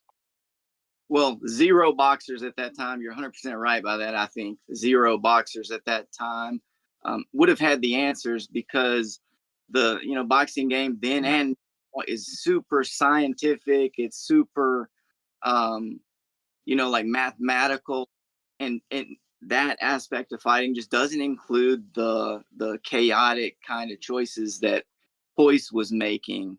Right. To randomly close the distance, and to fight the fight from such a close distance. Did you have different strategies for the other guys, or was it pretty much the same for everyone? Pretty much same. Yeah, man. All I wanted to do is, as long as the other guys to throw punches at me, I got them. The whole thing was, if you can fight my fight, it's anybody fight. Mike Tyson, I don't know, George Foreman. As a boxer, the key is fight get him fight your fight, okay? That's what it is. I know it's so funny because, again, going around these different events, right? I'm invited to all the time. And I know I became a good friend of Matt Hughes. Matt Hughes is my boy, right? So we're doing a documentary, and he's going to be a part of it. But the thing about Matt Hughes is so funny because when I see him, we always laugh at each other, right? Because he fought Royce, and he beat Royce in a fight, and with me losing Royce, I lost Royce, and him beating Royce. I think when he fought Royce, Royce again, I was so shocked because I'm back. It was a super fight, but at the same time, it's like just the time difference has changed so much, man. Because for Royce again, he's beating everybody, right? And now 10 years later, 20 years later, when he fought Matt Hughes, it's like, what happened? I'm saying, what changed? You know what I'm saying? What made Matt to the point where he able to go in? And also, Royce did great against him, which is the point where it's like me. Somehow, Matt found a loophole and took advantage of it. Well, versus Matt, Royce believed, and I hope Royce doesn't watch this and take it the wrong way. But yeah, I don't think they will. Versus Matt Hughes, Royce believed that he needed to fight the kind of fight that was happening in the UFC at that time, which was exciting, aggressive. He wanted to try to win. And the thing about it, I'm asking you, so it's not like you're doing anything wrong. I'm asking you, what happened? Because I'm back. If you just came out and said it, but either or, I'm asking you a question and you're responding. Because then back, I don't know. I just know that when he beat me, he beat me. But when he lost to Matt, I figure out. You tell me what changed. What changed in the UFC? Yeah, you said it was just. Well, versus when he fought Matt Hughes, so the biggest difference was in the first UFC, the goal was to not take any damage, to use as little energy as possible, and to showcase Gracie Jiu Jitsu to the maximum degree. When he fought Hughes, the goal had changed. It was not that anymore. Okay. It was to win. It was to beat Matt Hughes. So he wasn't going in there to lose the fight and wait until just to put a bow on the UFC 1 after the event. The story that I've heard you tell before is that there's a masquerade, like a party that happened. What was the atmosphere? Was that just like totally relaxed? Everybody had fought, or was there any tension there? Well, you know what? I think it was like a really a celebration. Again, Royce is a champion, and not only that, but he's a $50,000 check. So they give this masquerade party where basically had these masquerade costumes, and I've got pictures. I've seen it if I remember of all of us back in the day, right? And it's on my Facebook page too. But I didn't want to go. A lot of us didn't want to go because we lost, right? And of course, I got dressed up, and my girl was like, "We got to go, right?" And I went, and I think I was like in the middle. Do I want to go or don't want to go? When I got there, I got a chance to see the guys, and I was just basically talk about what happened because it's like, and again, I never knew this thing was this big. That's why I did it. Because I'm back, I thought it would like last like a couple of years. And the dials. I'm gonna tell you something that's gonna shock you. So, right at UFC one before I started, or Davey approached me. He said, "All right, look," he said, we really don't have that much money. We promised you $10,000, all right? So we're gonna give you the $10,000. They said, right now, can we talk? I said, sure, we're gonna talk about it. I said, well, look, are you willing to take a percentage of the UFC and also have the money? My manager, who's a lawyer, said, all right, no, take the money and run. These things are gonna last a couple of years. it's going to die out. So take the money and run. Think about $20 in cash back in 1985, right? Cash, right? That night, I walked out with $20 in my pocket, right? And yeah, what about the money? Because I want people to think, he went there and just fought for the money. No, I wanted to win, man. I wanted to win. So anyway, make a long story short, they approached me and said, all right, look, can we give you like a percent of the UFC? I got 1%, right? But they're talking about giving me a percentage of it. So my manager, I could still see my manager's face saying, Art, no, man, his name's Boy Berg, man. Just take the money and run. And again, I'm a winner, right? $20,000. I felt so bad because I lost, but at the same time, thinking, you know what? This is like the band-aid over me losing. And found later on, it's worth like $4 billion now. $4 billion, right? So it's like, so what can I say? You know what I'm saying? But they did offer me a percentage of the UFC when I first fought because of my background, with me being a high class ranked fighter, also, trying to get me in there as one of the pioneers and just like to be a name that'll be able to compete. A name, what do you call it? On a checklist. You know what I'm saying? So, what can I say about that, right? So, Did the UFC ever try to get you to come back to fight again? Two. I was on. They talked about me doing UFC 2, but I didn't want to do it because I didn't know. First of all, I seen fought in 1-1. I thought, you know what I'm saying, but I want to go back there and embarrass myself again. You know what I'm saying? So I think they mentioned to me about fighting again to like redeem myself. Man, I don't want to do it. I was so mad at them because I'm back. Like I said, I think I felt like now I know, but I felt that I haven't used and it really just affected me all over because I'm back. Like I said, I just felt like, a loss is a loss. I don't care if it's in boxing, in basketball. I lost. I felt so bad, and I regret it for years, man, that I did it because the way I lost and how embarrassed I was to lose by tapping out. And I think they offered about doing number 2. I told them I didn't want to do it. I was done with them. Like I said, people called me up for different interviews. I was like, I didn't want to do it at UFC until the thing with Holyfield happened. That's why I say, you know what? I'm one glove now. So. Well, the guys from UFC won, and those first few UFCs are so beloved because, like I said before, nobody knew what was coming, and everybody still had the guts to get in to the cage when it was so aggressive and so barbaric. Right. And the people, just for the record, that are saying stuff like that about you tapping out and all that, they would have never gotten the cage. They would have never got anywhere near Royce. Royce would kill them in a heartbeat. And to this day, Royce right now would get out of bed, or I guess it's 9 o'clock. Yeah. Royce would get out of bed and smoke them just like he would anybody else. So there is no shame in losing to Royce amongst all people in the world. Royce isn't just an average guy. He's like a very special human being. If somebody lost to you in a boxing match, that doesn't mean that they suck at boxing. Right? It means you're a great boxer. So that's for the fans. The people that will be listening to this podcast are old school for the most part. We believe old school fans. So I don't know how I know that a lot of folks' opinion over the years changed from the old school guys. It was kind of like looked at as dinosaurs, or these guys didn't know anything. That's true when you compare it to today. But without guys, how could they have gotten to today? So right.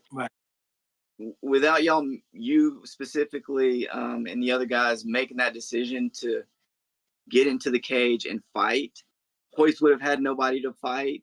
There would have been no UFC. And it just took a few guys with courage to actually get in there. Last few questions from me. And first, I want to say, I'm humbled. I'm humbled by you guys. Thank you so much for allowing me to come over here and tell my side. And again, I don't do a lot of podcasts or a lot of different interviews because I'm still like, embarrassed about what happened. And again, just to bring back so many memories, right? But when you reached out to me, I feel like I knew you, and I feel like you were really honest about what you were saying. So thank you for allowing me to come over here and just enjoy. Because now it's the point where to be able to talk about my past and about what happened to me as a kid and why I got into boxing, it's like a relief off of me. Also, it's like a medicine, So the loss, it hurt so bad because I'm back. Like I said, with me not losing for so many years, and then also to still be known for this. They were still showing the commercials on TV. They were still showing the commercial with me come out there with one glove on, and so many people are again remarking in different ways. But like I said again, I want to thank you guys so much. I'm so humbled by being on your show. You bet, man. It's we're super grateful to get you onto the team. Thank you so much. So how'd you find me? I think the majority of contacts that I make are through the social media platforms. If it's Instagram, Facebook, Twitter. If I somehow get the contact of the person, I might call. But I think I got you through Facebook, if I'm not mistaken. Okay.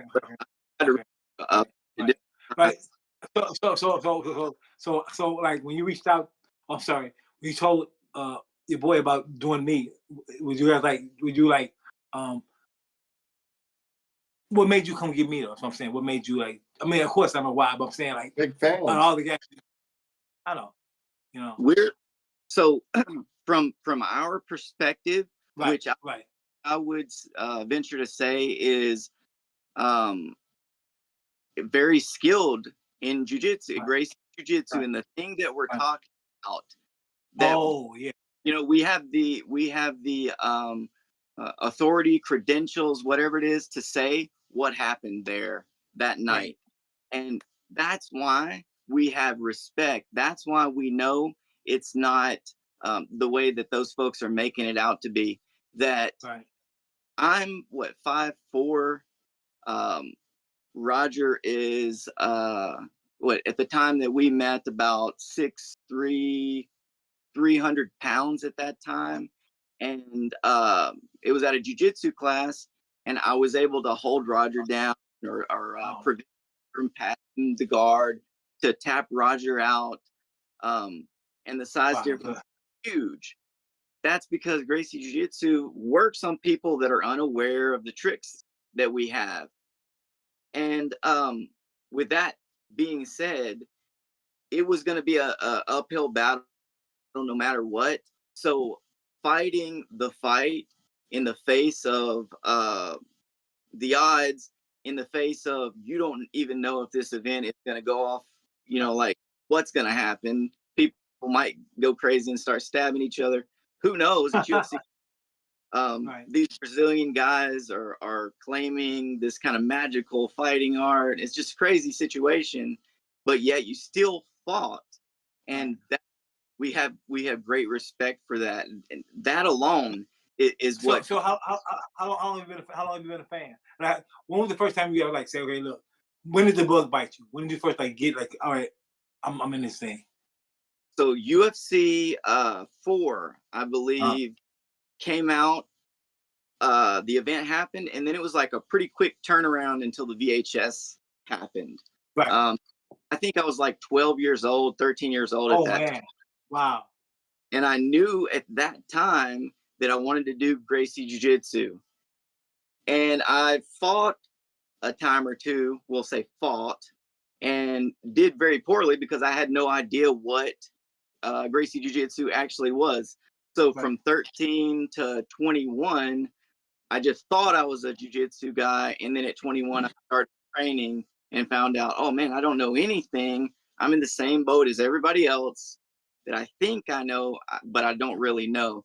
The tricks that we use are things that anybody could do. Like if you trained us how to box, I think that we could potentially be champions. If we trained you how to do jiu-jitsu, then you would absolutely be a champion, because that mixture right there is what makes up the guys of today.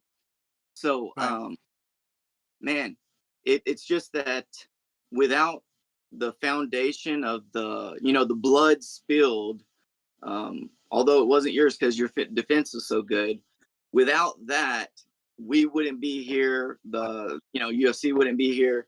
that's why we're bridging the gap between the new school and the old school, so that you forget. And thank you so much, man. Because I don't think a lot of you guys knew it. Here's a picture of my trunks I was telling you about. Yeah, Oh yeah. yeah, Really. Yeah, and you know, I can tell you a story for you. So anyway, right, oh yeah, I share this for you. You'll love this. We just got a bobblehead out too. Oh, nice. nice. Yeah, and the trunks is Jesus Lord also. We did this. So anyway, so anyway, a guy comes in town, right? A guy comes in town. He calls me and says, "Art, he's one of the biggest memorabilia people out east, New York." And he says, "Oh, I'm coming in town. Could you hang out with me for a while? I'm gonna go down somewhere in California and do some autographs for this girl. I forget the girl's name. She's real popular in the UFC, and she had a big fight coming up. Real popular girl. I forgot her name. Anyway, go out in her gym, and I remember this is to show you how stories are when you hear about stories about one glove, right? So I go down there, and of course, people in the gym they kind of know me from the back in the past. So I meet one guy. He's at the front desk. He's like he's working at the front desk. He said, "Oh my goodness, Art Jimmerson." He said, "Can I tell you a story?" I said, "Sure." He said, "Well, my girlfriend, who I'm dating now, we were over her dad's house and had a big poker game, a huge poker game. And that night, everybody was paying big money, right? But at the end, one guy lost so much money, and he couldn't pay it. He couldn't pay the debt. What he did was he went out to his car in his trunk, opened it up, had an 8x10 picture of me with my signature on it, and the guy took that for the debt. I was like, oh, it was so funny. Yeah, we heard these kind of stories, right? And then I had another guy on here. I had one guy on here. I'm gonna show you right now that he owned horses here in California. He named one of the horses after me. One glove. Yeah. So I get a lot of this, man. I do, but like I said, I'm so humbled for the UFC and also all the love I get from them, and you know, and also for you guys to you know, let me go and be in your podcast and you know, share my story. Yeah, absolutely, man. This is my favorite. This is my favorite picture of me and Royce. Oh, nice. Yeah, he Oh, said yeah. you know how to do the choke, Art, or he put you in that choke Yeah, properly. you know, he showed me. He showed me. Oh, He was yeah. teaching me. We were in San Diego. We were in San Diego, and we were doing a signing together, and he was doing a class. So I said, "Hoyce, come on, you gotta teach me how you got me, how you choke, you know, how you choke people out." So he said, "Come on, man, I'll show you." So he did it. And you know, I posted it, but it was my favorite picture. We always joke about it. So you know, I think his birthday was recently, and he sent me a text. Told me happy birthday. So we went back and forth. So again, he's such an awesome, such a humble guy, man. And his status, right? So humble and the nicest guy in the world. So for him to be who he is, man, you know, because you know, a lot of times you reach that level of popularity, it's like, you know, it's just natural for you to be like conceited or be like, you know, you do better than everybody else. Never. Royce Gracie is the most humble guy I met. He's so awesome, man. Like I said, he's a good guy, man. He really is a good guy. You know, and for him to be a fighter, I'm like, are you really a fighter? It's like he's so nice, right? It's like, you know, are you really a fighter? You know, but he's dangerous when he get in that ring, man. He is. Absolutely. He's kind of a silly guy at times as well. So Yeah. you'd never think that he would be if he wants to be cracking skulls. Although Hoyce is a really nice guy. Right. Last thing, I heard that story from Hoyce, actually from one of his nephews, about his mom telling him to basically knock the Oh, teeth out of everybody. it's on So, it's on it's on YouTube. It's on YouTube. It's on yeah, yeah, YouTube. If you go on YouTube and look up in the round table, he talks Oh, about this loved story it. about how his dad was like, yeah, you gotta watch it, man. It's so awesome. They It was. it's the 30-year anniversary, and the point was, oh man, so wait one second, wait. No problem. I heard that story. So what happened that so they brought us down, to Vegas, and oh man, they spoiled us crazy for a whole week. Sweets, all the food we wanted, man. It was so awesome. I mean, they paid us real well, right? So UFC watch, UFC one watch, go watch. Cool. Yeah. So there's only 8 in the world. I got one of them. How cool is that? Wow. You said UFC one, the UFC one. They gave us they gave us pictures, plaques, with all our names on them, all our pictures, and also the guy gave us what else they gave us? They gave us jackets with the UFC one on them. They gave us shirts UFC one, They gave us what else? They gave us I'm gonna give us so many presents, man. We was down there. I think I posted on a lot of my social media. You can see it where when we first got together, and they had limos pick us up, man. I mean, we got down there, the red carpet, man. It was so cool, and they fed us dinner, and it was just such an awesome time, man. I was so excited, and and for these people to just give us so much love after all these years, man. And it's like I thought it was overdue. She did this a long time ago, but thank God it happened now. You know what I mean? So it did happen, but and I think I felt bad because I'm back. Because of the one glove, I got a lot of attention. But I think the other guys, Kevin Rozier, Zane Frazier, I wanted them to get as much attention as I did because they fought UFC one, right? But I think with the one glove, took out so much where it was like good and bad, right? I had one people say, "Oh, it was crazy." Other people say, "Oh man, it was great," right? Because it showed a lot of the fighters that it showed a lot of fighters what they couldn't do. You know what I'm saying? So that to go out there and be a boxer and knowing that what they couldn't do for us certain ways to fight a guy. So it was good and bad. Yeah, absolutely. What I was saying before, I had heard that story from one of Royce's nephews years ago, Oh and then heard, really? Oh wow! so I can confirm that this Right. story is true. That his Wow! mom Wow! was she wanted to see blood, Yeah. but That was so funny, man. When he said that, everybody just cracked up. And I say, to see Taylor, I didn't know Taylor played Hawaii 5-0. You know what I'm saying? yeah, He's a big actor, man, big actor. And it was so good to see him, man, and for him, to show love, and just to see Pat and Zane, man. I'm not Zane, Pat and Kevin gone, man. It's sad because I wish they were really here. You know what I'm saying? But like I said, rest in peace, and I just pray that that all of us live long, prosperous lives, man. And I'm just hoping that like in baseball and any other sport, right? You see these guys get like I won't say residual, but they'll get like a pension, right?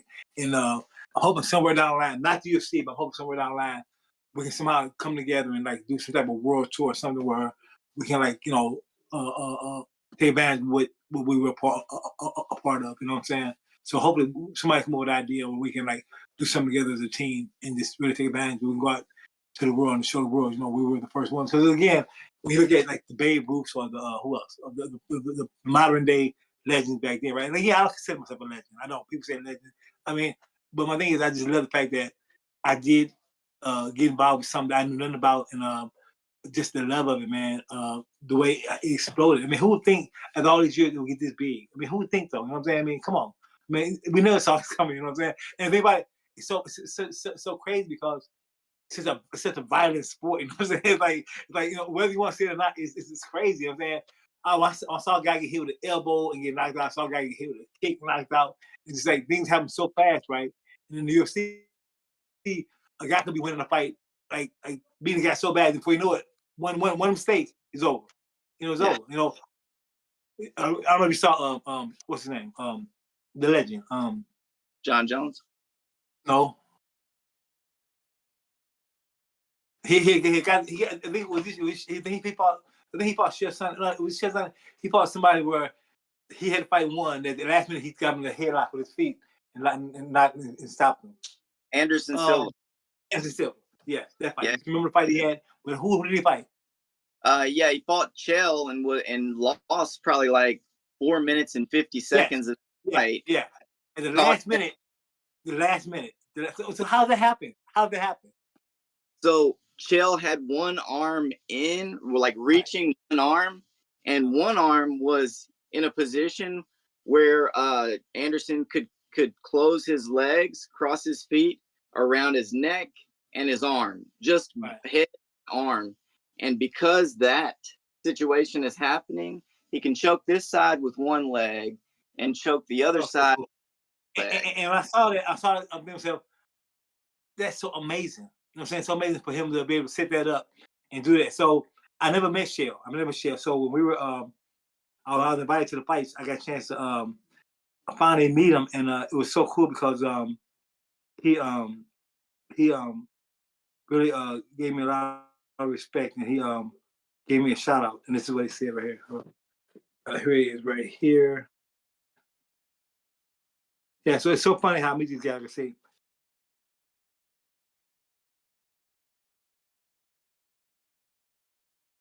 Oh yeah, there he is. I see him. So my thing is that I'm so honored, man, to meet these guys and then go over them about what happened at UFC 1. And it's just that if I never had done it, I couldn't be here talking about it, So I'm so humbled. Thank you guys again so much for allowing me to come on your show, man. I really appreciate it. Man, it's Yeah. our pleasure. And I've seen the video. Last thing about just a crazy side thing about that fight with Anderson and Chael, that Anderson had that triangle choke locked, and Chael actually defended the triangle choke that a lot of people missed. So he wasn't being choked, but Anderson stretched his arm against his leg and arm locked that arm. So in reality, he was choking. Chael defended, and then he arm locked him, and that's why he tapped. Wow. But you only have like 10 seconds left, right? Or 5 seconds left, right? And the thing about it, he hadn't lost in like what, 5-10 years. So yeah, for him to get that victory, it'd be like, yeah. So they show you the love of how the UFC is just such an awesome sport. And like I said, I love watching that level. And a lot of times when you see a fight when they say it's boring, it's not boring. It's so competitive. It's to the point where they're down to figure out one mistake can cost you the fight. One mistake. And I thought that when Chael fought Anderson, he had Anderson beat, man, and I was like rooting for him, right? And I was just, because again, I'm for the underdog, right? And for the underdog, and for him to lose at the end, I'm like, oh no, he lost, right? Not saying I'm against Anderson. I'm just saying that, I love rooting for the underdog, in certain fights, And I'm glad Anderson did what he did. I'm glad he showed us as fans that he's a real champion. That at the end, no matter what, if you make one mistake, man, one small mistake like that, it's like bam. That's why he's the best. That's exactly right. You said it. He spent his career knocking people out, tapping them out, choking them out. But then he proved that he could be on the bottom, defending, surviving the whole fight, and still pull it out at the end, like Royce, against some of those bigger guys in the past. Yeah, that's awesome, man. But specifically to you, Art Jimmerson, champ, we thank you so much for coming on to here and talking to us. Did you have anything else that you wanted to put out there? I think we've tried to put out a rendition of what happened. That's cool. So okay. I just want to say first of all, again, give God all the glory, man. Thank God for Jesus. I'm here. I'm alive. And I say, so I'm gonna say this something to you. Listen. So after having a massive heart attack and dying, okay, and as I died, like I said again, my mama just passed away. I went through a divorce. Also, my job became disqualified for almost 20 years.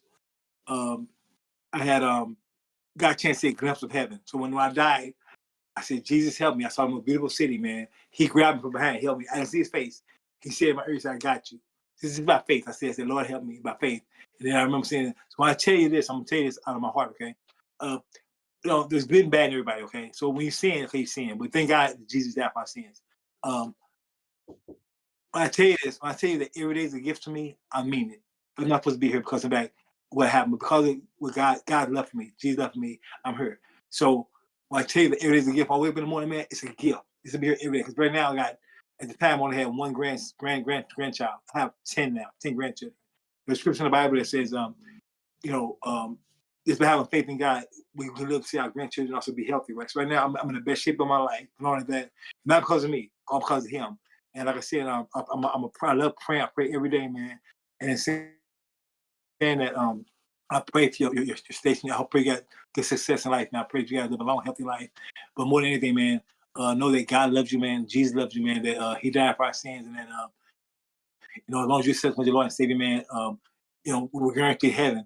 And the fact that I died and I saw it, man, I saw the most beautiful city, and I saw the lights, and I saw I'm okay, go back. And I came back to my body.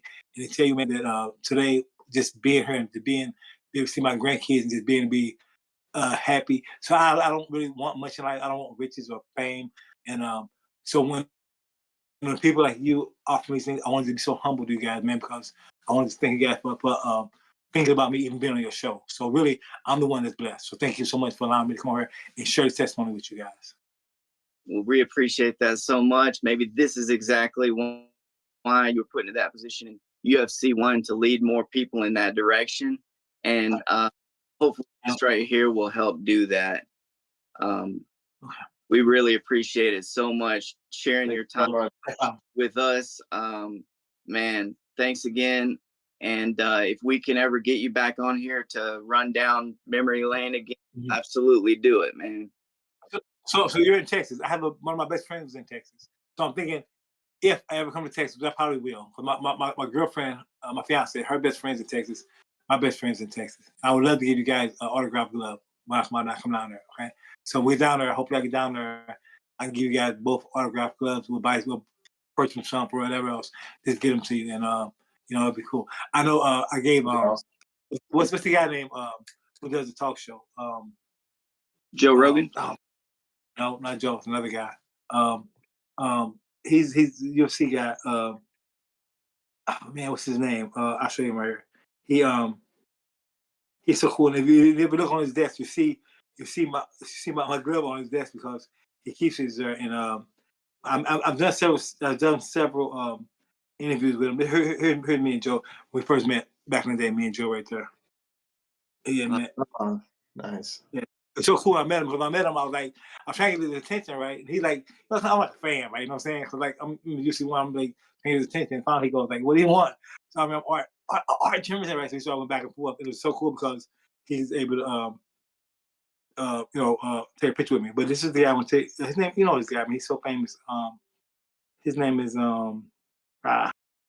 he's a commentator for the UFC. Well, he used to be at UFC, but now he has my glove on his desk. Ariel Hawani, that's him. Ariel Hawani. Me over in Kuwait. I seen more pictures about me in Kuwait. But yeah, Ariel is so cool, man. The guy's so cool. Yeah. So I was able to give him a glove. He put it on top of his desk. So again, how cool is it, man, to be like the lowest and then like people now, you know what I'm saying, get so much love, you know what I'm saying? So and just think about it. Sweden, think about the UK, think about I'm so humbled by these people, you know, want to know me. I want to know, get a picture autograph from me. And so for me, so I'm so humbled by that, man. And for you guys, if you guys offer me to come over here, I appreciate it. To share my story. Absolutely, man. Anytime you want to come back on here, any day of the week. Okay. Sure. What part of Texas are you in? I'm in Abilene, kind of north west for the time being. And Roger's in San Antonio, which is far south. So my best friend is in San Antonio, and my son lives in Katy, Texas. Yeah, not far. Okay, so my son, he played Michigan State, graduated football, and now he's working out in Texas. Him and his wife. I have 4 kids, 2 daughters and 2 sons. All of them are really well. And yeah, so in Texas, I've been there. I've been there, I think, probably once or twice. Probably once, I think, a while back. Father, right? He's a father, Elio Gristi. Yes, he's Royce's dad. Yeah. He was at UFC one, right? Yes, he was. He was honored at that event with, I believe, a plaque and like a short little thing where they all got in the octagon and honored him with basically as a lifetime achievement award as a fighter. Right. He was there. Old school favorite. We're kind of traditional Gracie guys, so I'd have to say Elio, Royce, and new school. Man, the thing is with the new school, it's turned into kind of such a trash talking, kind of a different animal than it was. Right. I like a lot of the new guys, but I would say from the new era, George St. Pierre, somebody like that. Right. That's probably he's a beast. Fighters. Yeah. Them guys, man, put so much work into it. Like I said, man, people don't realize how hard this sport is. I mean, boxing is hard, but to me, boxing, you have that one level, just using your hands. This jiu-jitsu, man, is a whole different monster. You're talking about using your hands, your feet, elbows. You're talking about using, every part of your body just to, get by a fight, man. And I think the guys that that like, and you know something different, what's so crazy about it? They're learning something new every day. Like you go in the gym, you're like, man, I just learned a new how to get out of a certain hole. And I'm just so amazed by how I came about how did it even start? I know he was one of the original fighters, right? Yes. So basically, it started with a guy named Mitsuyo Maeda, who was a Japanese a Japanese guy who had learned judo from the biggest legit school in Japan. He was in Brazil. Wow. He was at Brazil working at the circus of all places, Wow. basically doing these events where he would say, anybody that can make me tap out, I'll give you $100 or whatever it was. And of course, he would use the technique, and nobody could defeat him. He went on to teach Helio Gracie's brother Carlos, which is Royce's uncle, and then it was Oh passed. man. Helio passed it on to the kids, and that's how it got to us. So that's Wow. a very basic rendition of how it worked out. But that's about it, man. Yeah, for sure, for sure. Roger, do Okay, you so look, for, I want for more look, so like one last thing before I go. So yes, being in California, right? Being in California, I had the opportunity to meet a lot of people, right? And I ran across a person who they did a study at Harvard, found out that in Harvard, uh, Parkinson disease, boxing, because I'm maybe a boxing trainer, that I have clients all over California. Um, Boxing is good for people with Parkinson's because with their memory, right? So I was training a lot of people with Parkinson's. They didn't pay for my school, man. It was so awesome. And this is one of my clients right here. She's 75.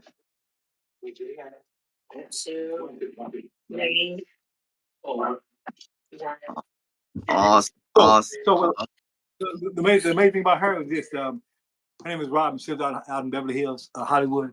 And I trained her grandson. So when she found out I was training her, we found out that boxing good for people with Parkinson's. Of course, she joined the class like 75 years old, like 75. I'll go over her house, man. She'd be sitting in the chair with a towel on her neck, right? I got her boxing waiting for me, right? And we had gloves for her and everything, right? So she knew Dean Martin. She knew Elvis Presley. Elvis Presley kissed her on the cheek one time. We sit there talking hours about the people she knew, right? And about how much she loved my boxing classes. Good girl. She recently passed away not so long ago. 75 years old. She had but man, so it's awesome to meet her. So it's so funny how this boxing thing, man, opens so many doors for you, for politics, for whatever, right? It's just people love boxing. So this is one of the stories I love to tell that with Robin. My oldest client is 80 now, my youngest is 6. I have had a client 6 years old, one at 80 years old. I teach like in between all that, but I just love teaching them, put them back. Like I said, uh, boxing, just not only boxing but jiu-jitsu too. Just a sport to be able to. And in some countries, it's mandatory for you to learn how to fight because of discipline. You know what I'm saying? So when people tell me about how barbaric boxing and how barbaric jiu-jitsu is, it's all barbaric, but it's the way you see it. You know what I'm saying? It's how you see it. You know what I'm saying? So if you see it a certain way, of course it's gonna be that way. But my thing is, don't look at it as being so barbaric. Look at the fact that you're learning discipline, and also you learn how to take yourself. Also you learn it's a love. It's a love of sport. So now. I just turned 60 recently. So now that I'm 60, I just love life, man. I just love life to the fullest. So again, thank you so much for allowing me to be on your show. I appreciate it, man. You guys are both awesome, man. Thank you. Thanks so much. Thank you, Roger. Do you have anything else before we go, man? Hey, I know you got to go. Hopefully you come back on so we can talk some more. I've had a great time. So thank you so much.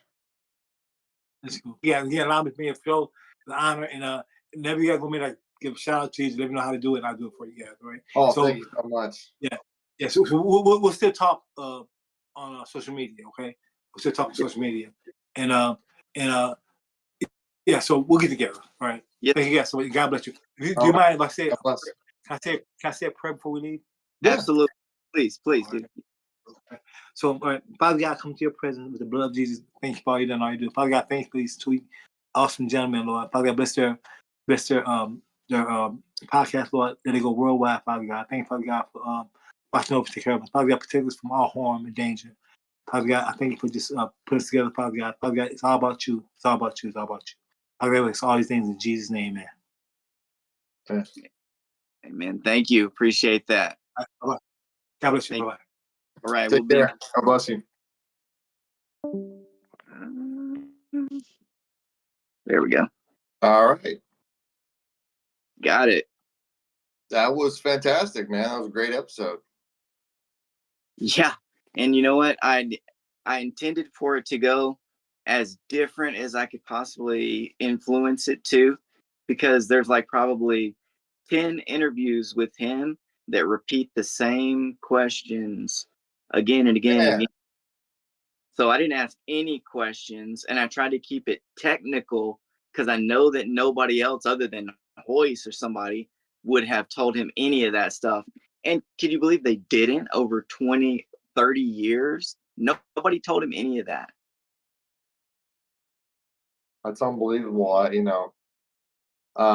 mean, you're gonna have like different perspectives, like because he had a huge career, doing his profession. So when you're focused on something specific, and then you kind of go off and do an exhibition, um, you may not go. He didn't go down that path. It's not like he broke off and was like, "Well, I'm going to concentrate on uh, mixed martial arts and learn how to grapple." It was like, "I'm going to continue doing what I'm great at." Yeah, exactly. And that's just a wise move to make. A lot of people clung on to that, and it was never going to happen. That's one thing that I wanted to try to impress upon him without saying you guys were unskilled. They were unfamiliar with Right. anything. Like literally nothing was familiar to anybody except Ken Shamrock, who had a little bit, and Gerard Gordeau, who had way less than him. And Well, other than them, nobody knew anything. well, just imagine if all the same UFC contestants were in a boxing tournament, boxing only. Who would you put all your money on? Because I know who I would. If it was I straight up only boxing. I think Art Jimmerson, if it was only boxing, he would probably beat everybody that has fought in the UFC. We're talking just boxing. Everybody up until James Toney, Okay. that ridiculous boxer that fought Randy Couture and lost so easily. But he's a fantastic boxer, and he's bigger than Jimerson, so he would have a better shot.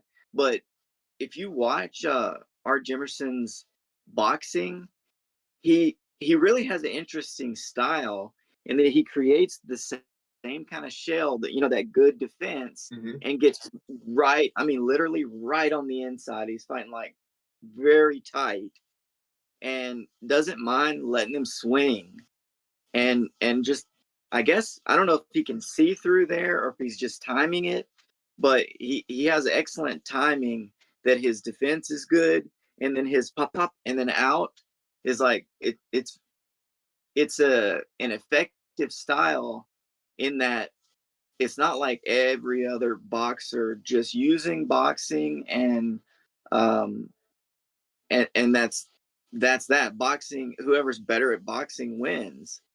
um Mike Tyson being one of the guys that had a very unique, that peekaboo style, Mm-hmm. Yeah. create a ton of problems for people.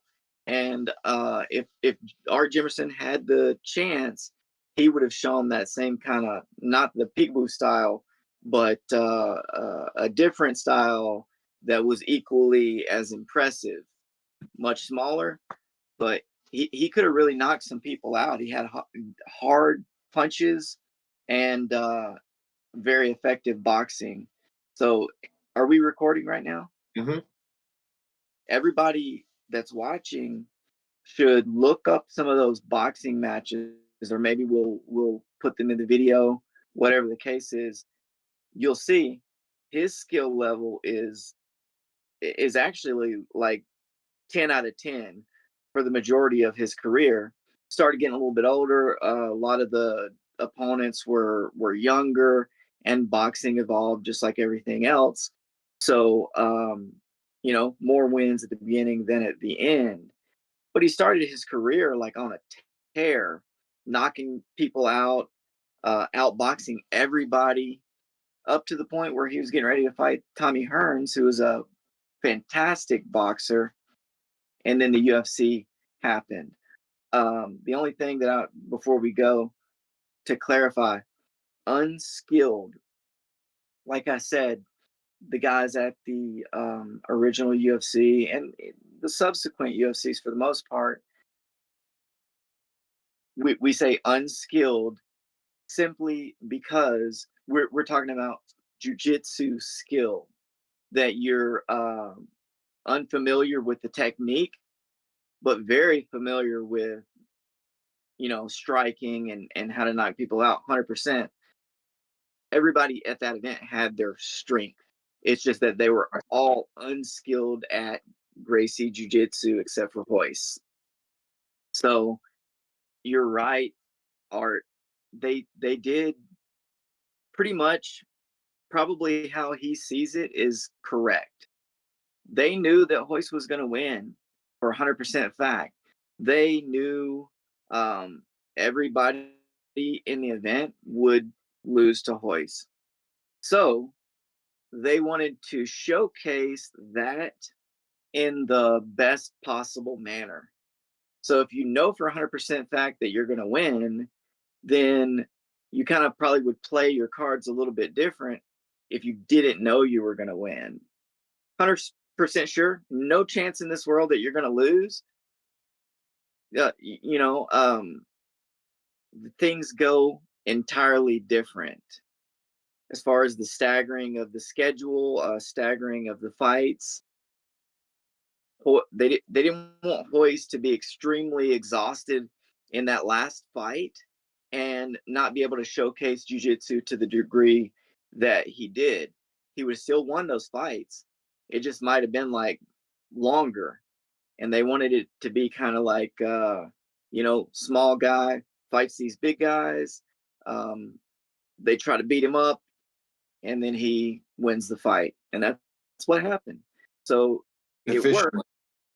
Yeah, efficiently. Yeah. Not he's going to struggle, and like if you would have saved Art for last, and it's like basically it's the takedown against a conservative opponent. Exactly. And it's there's a whole big thing to get into with that, because then we got to get into the other lessons with that.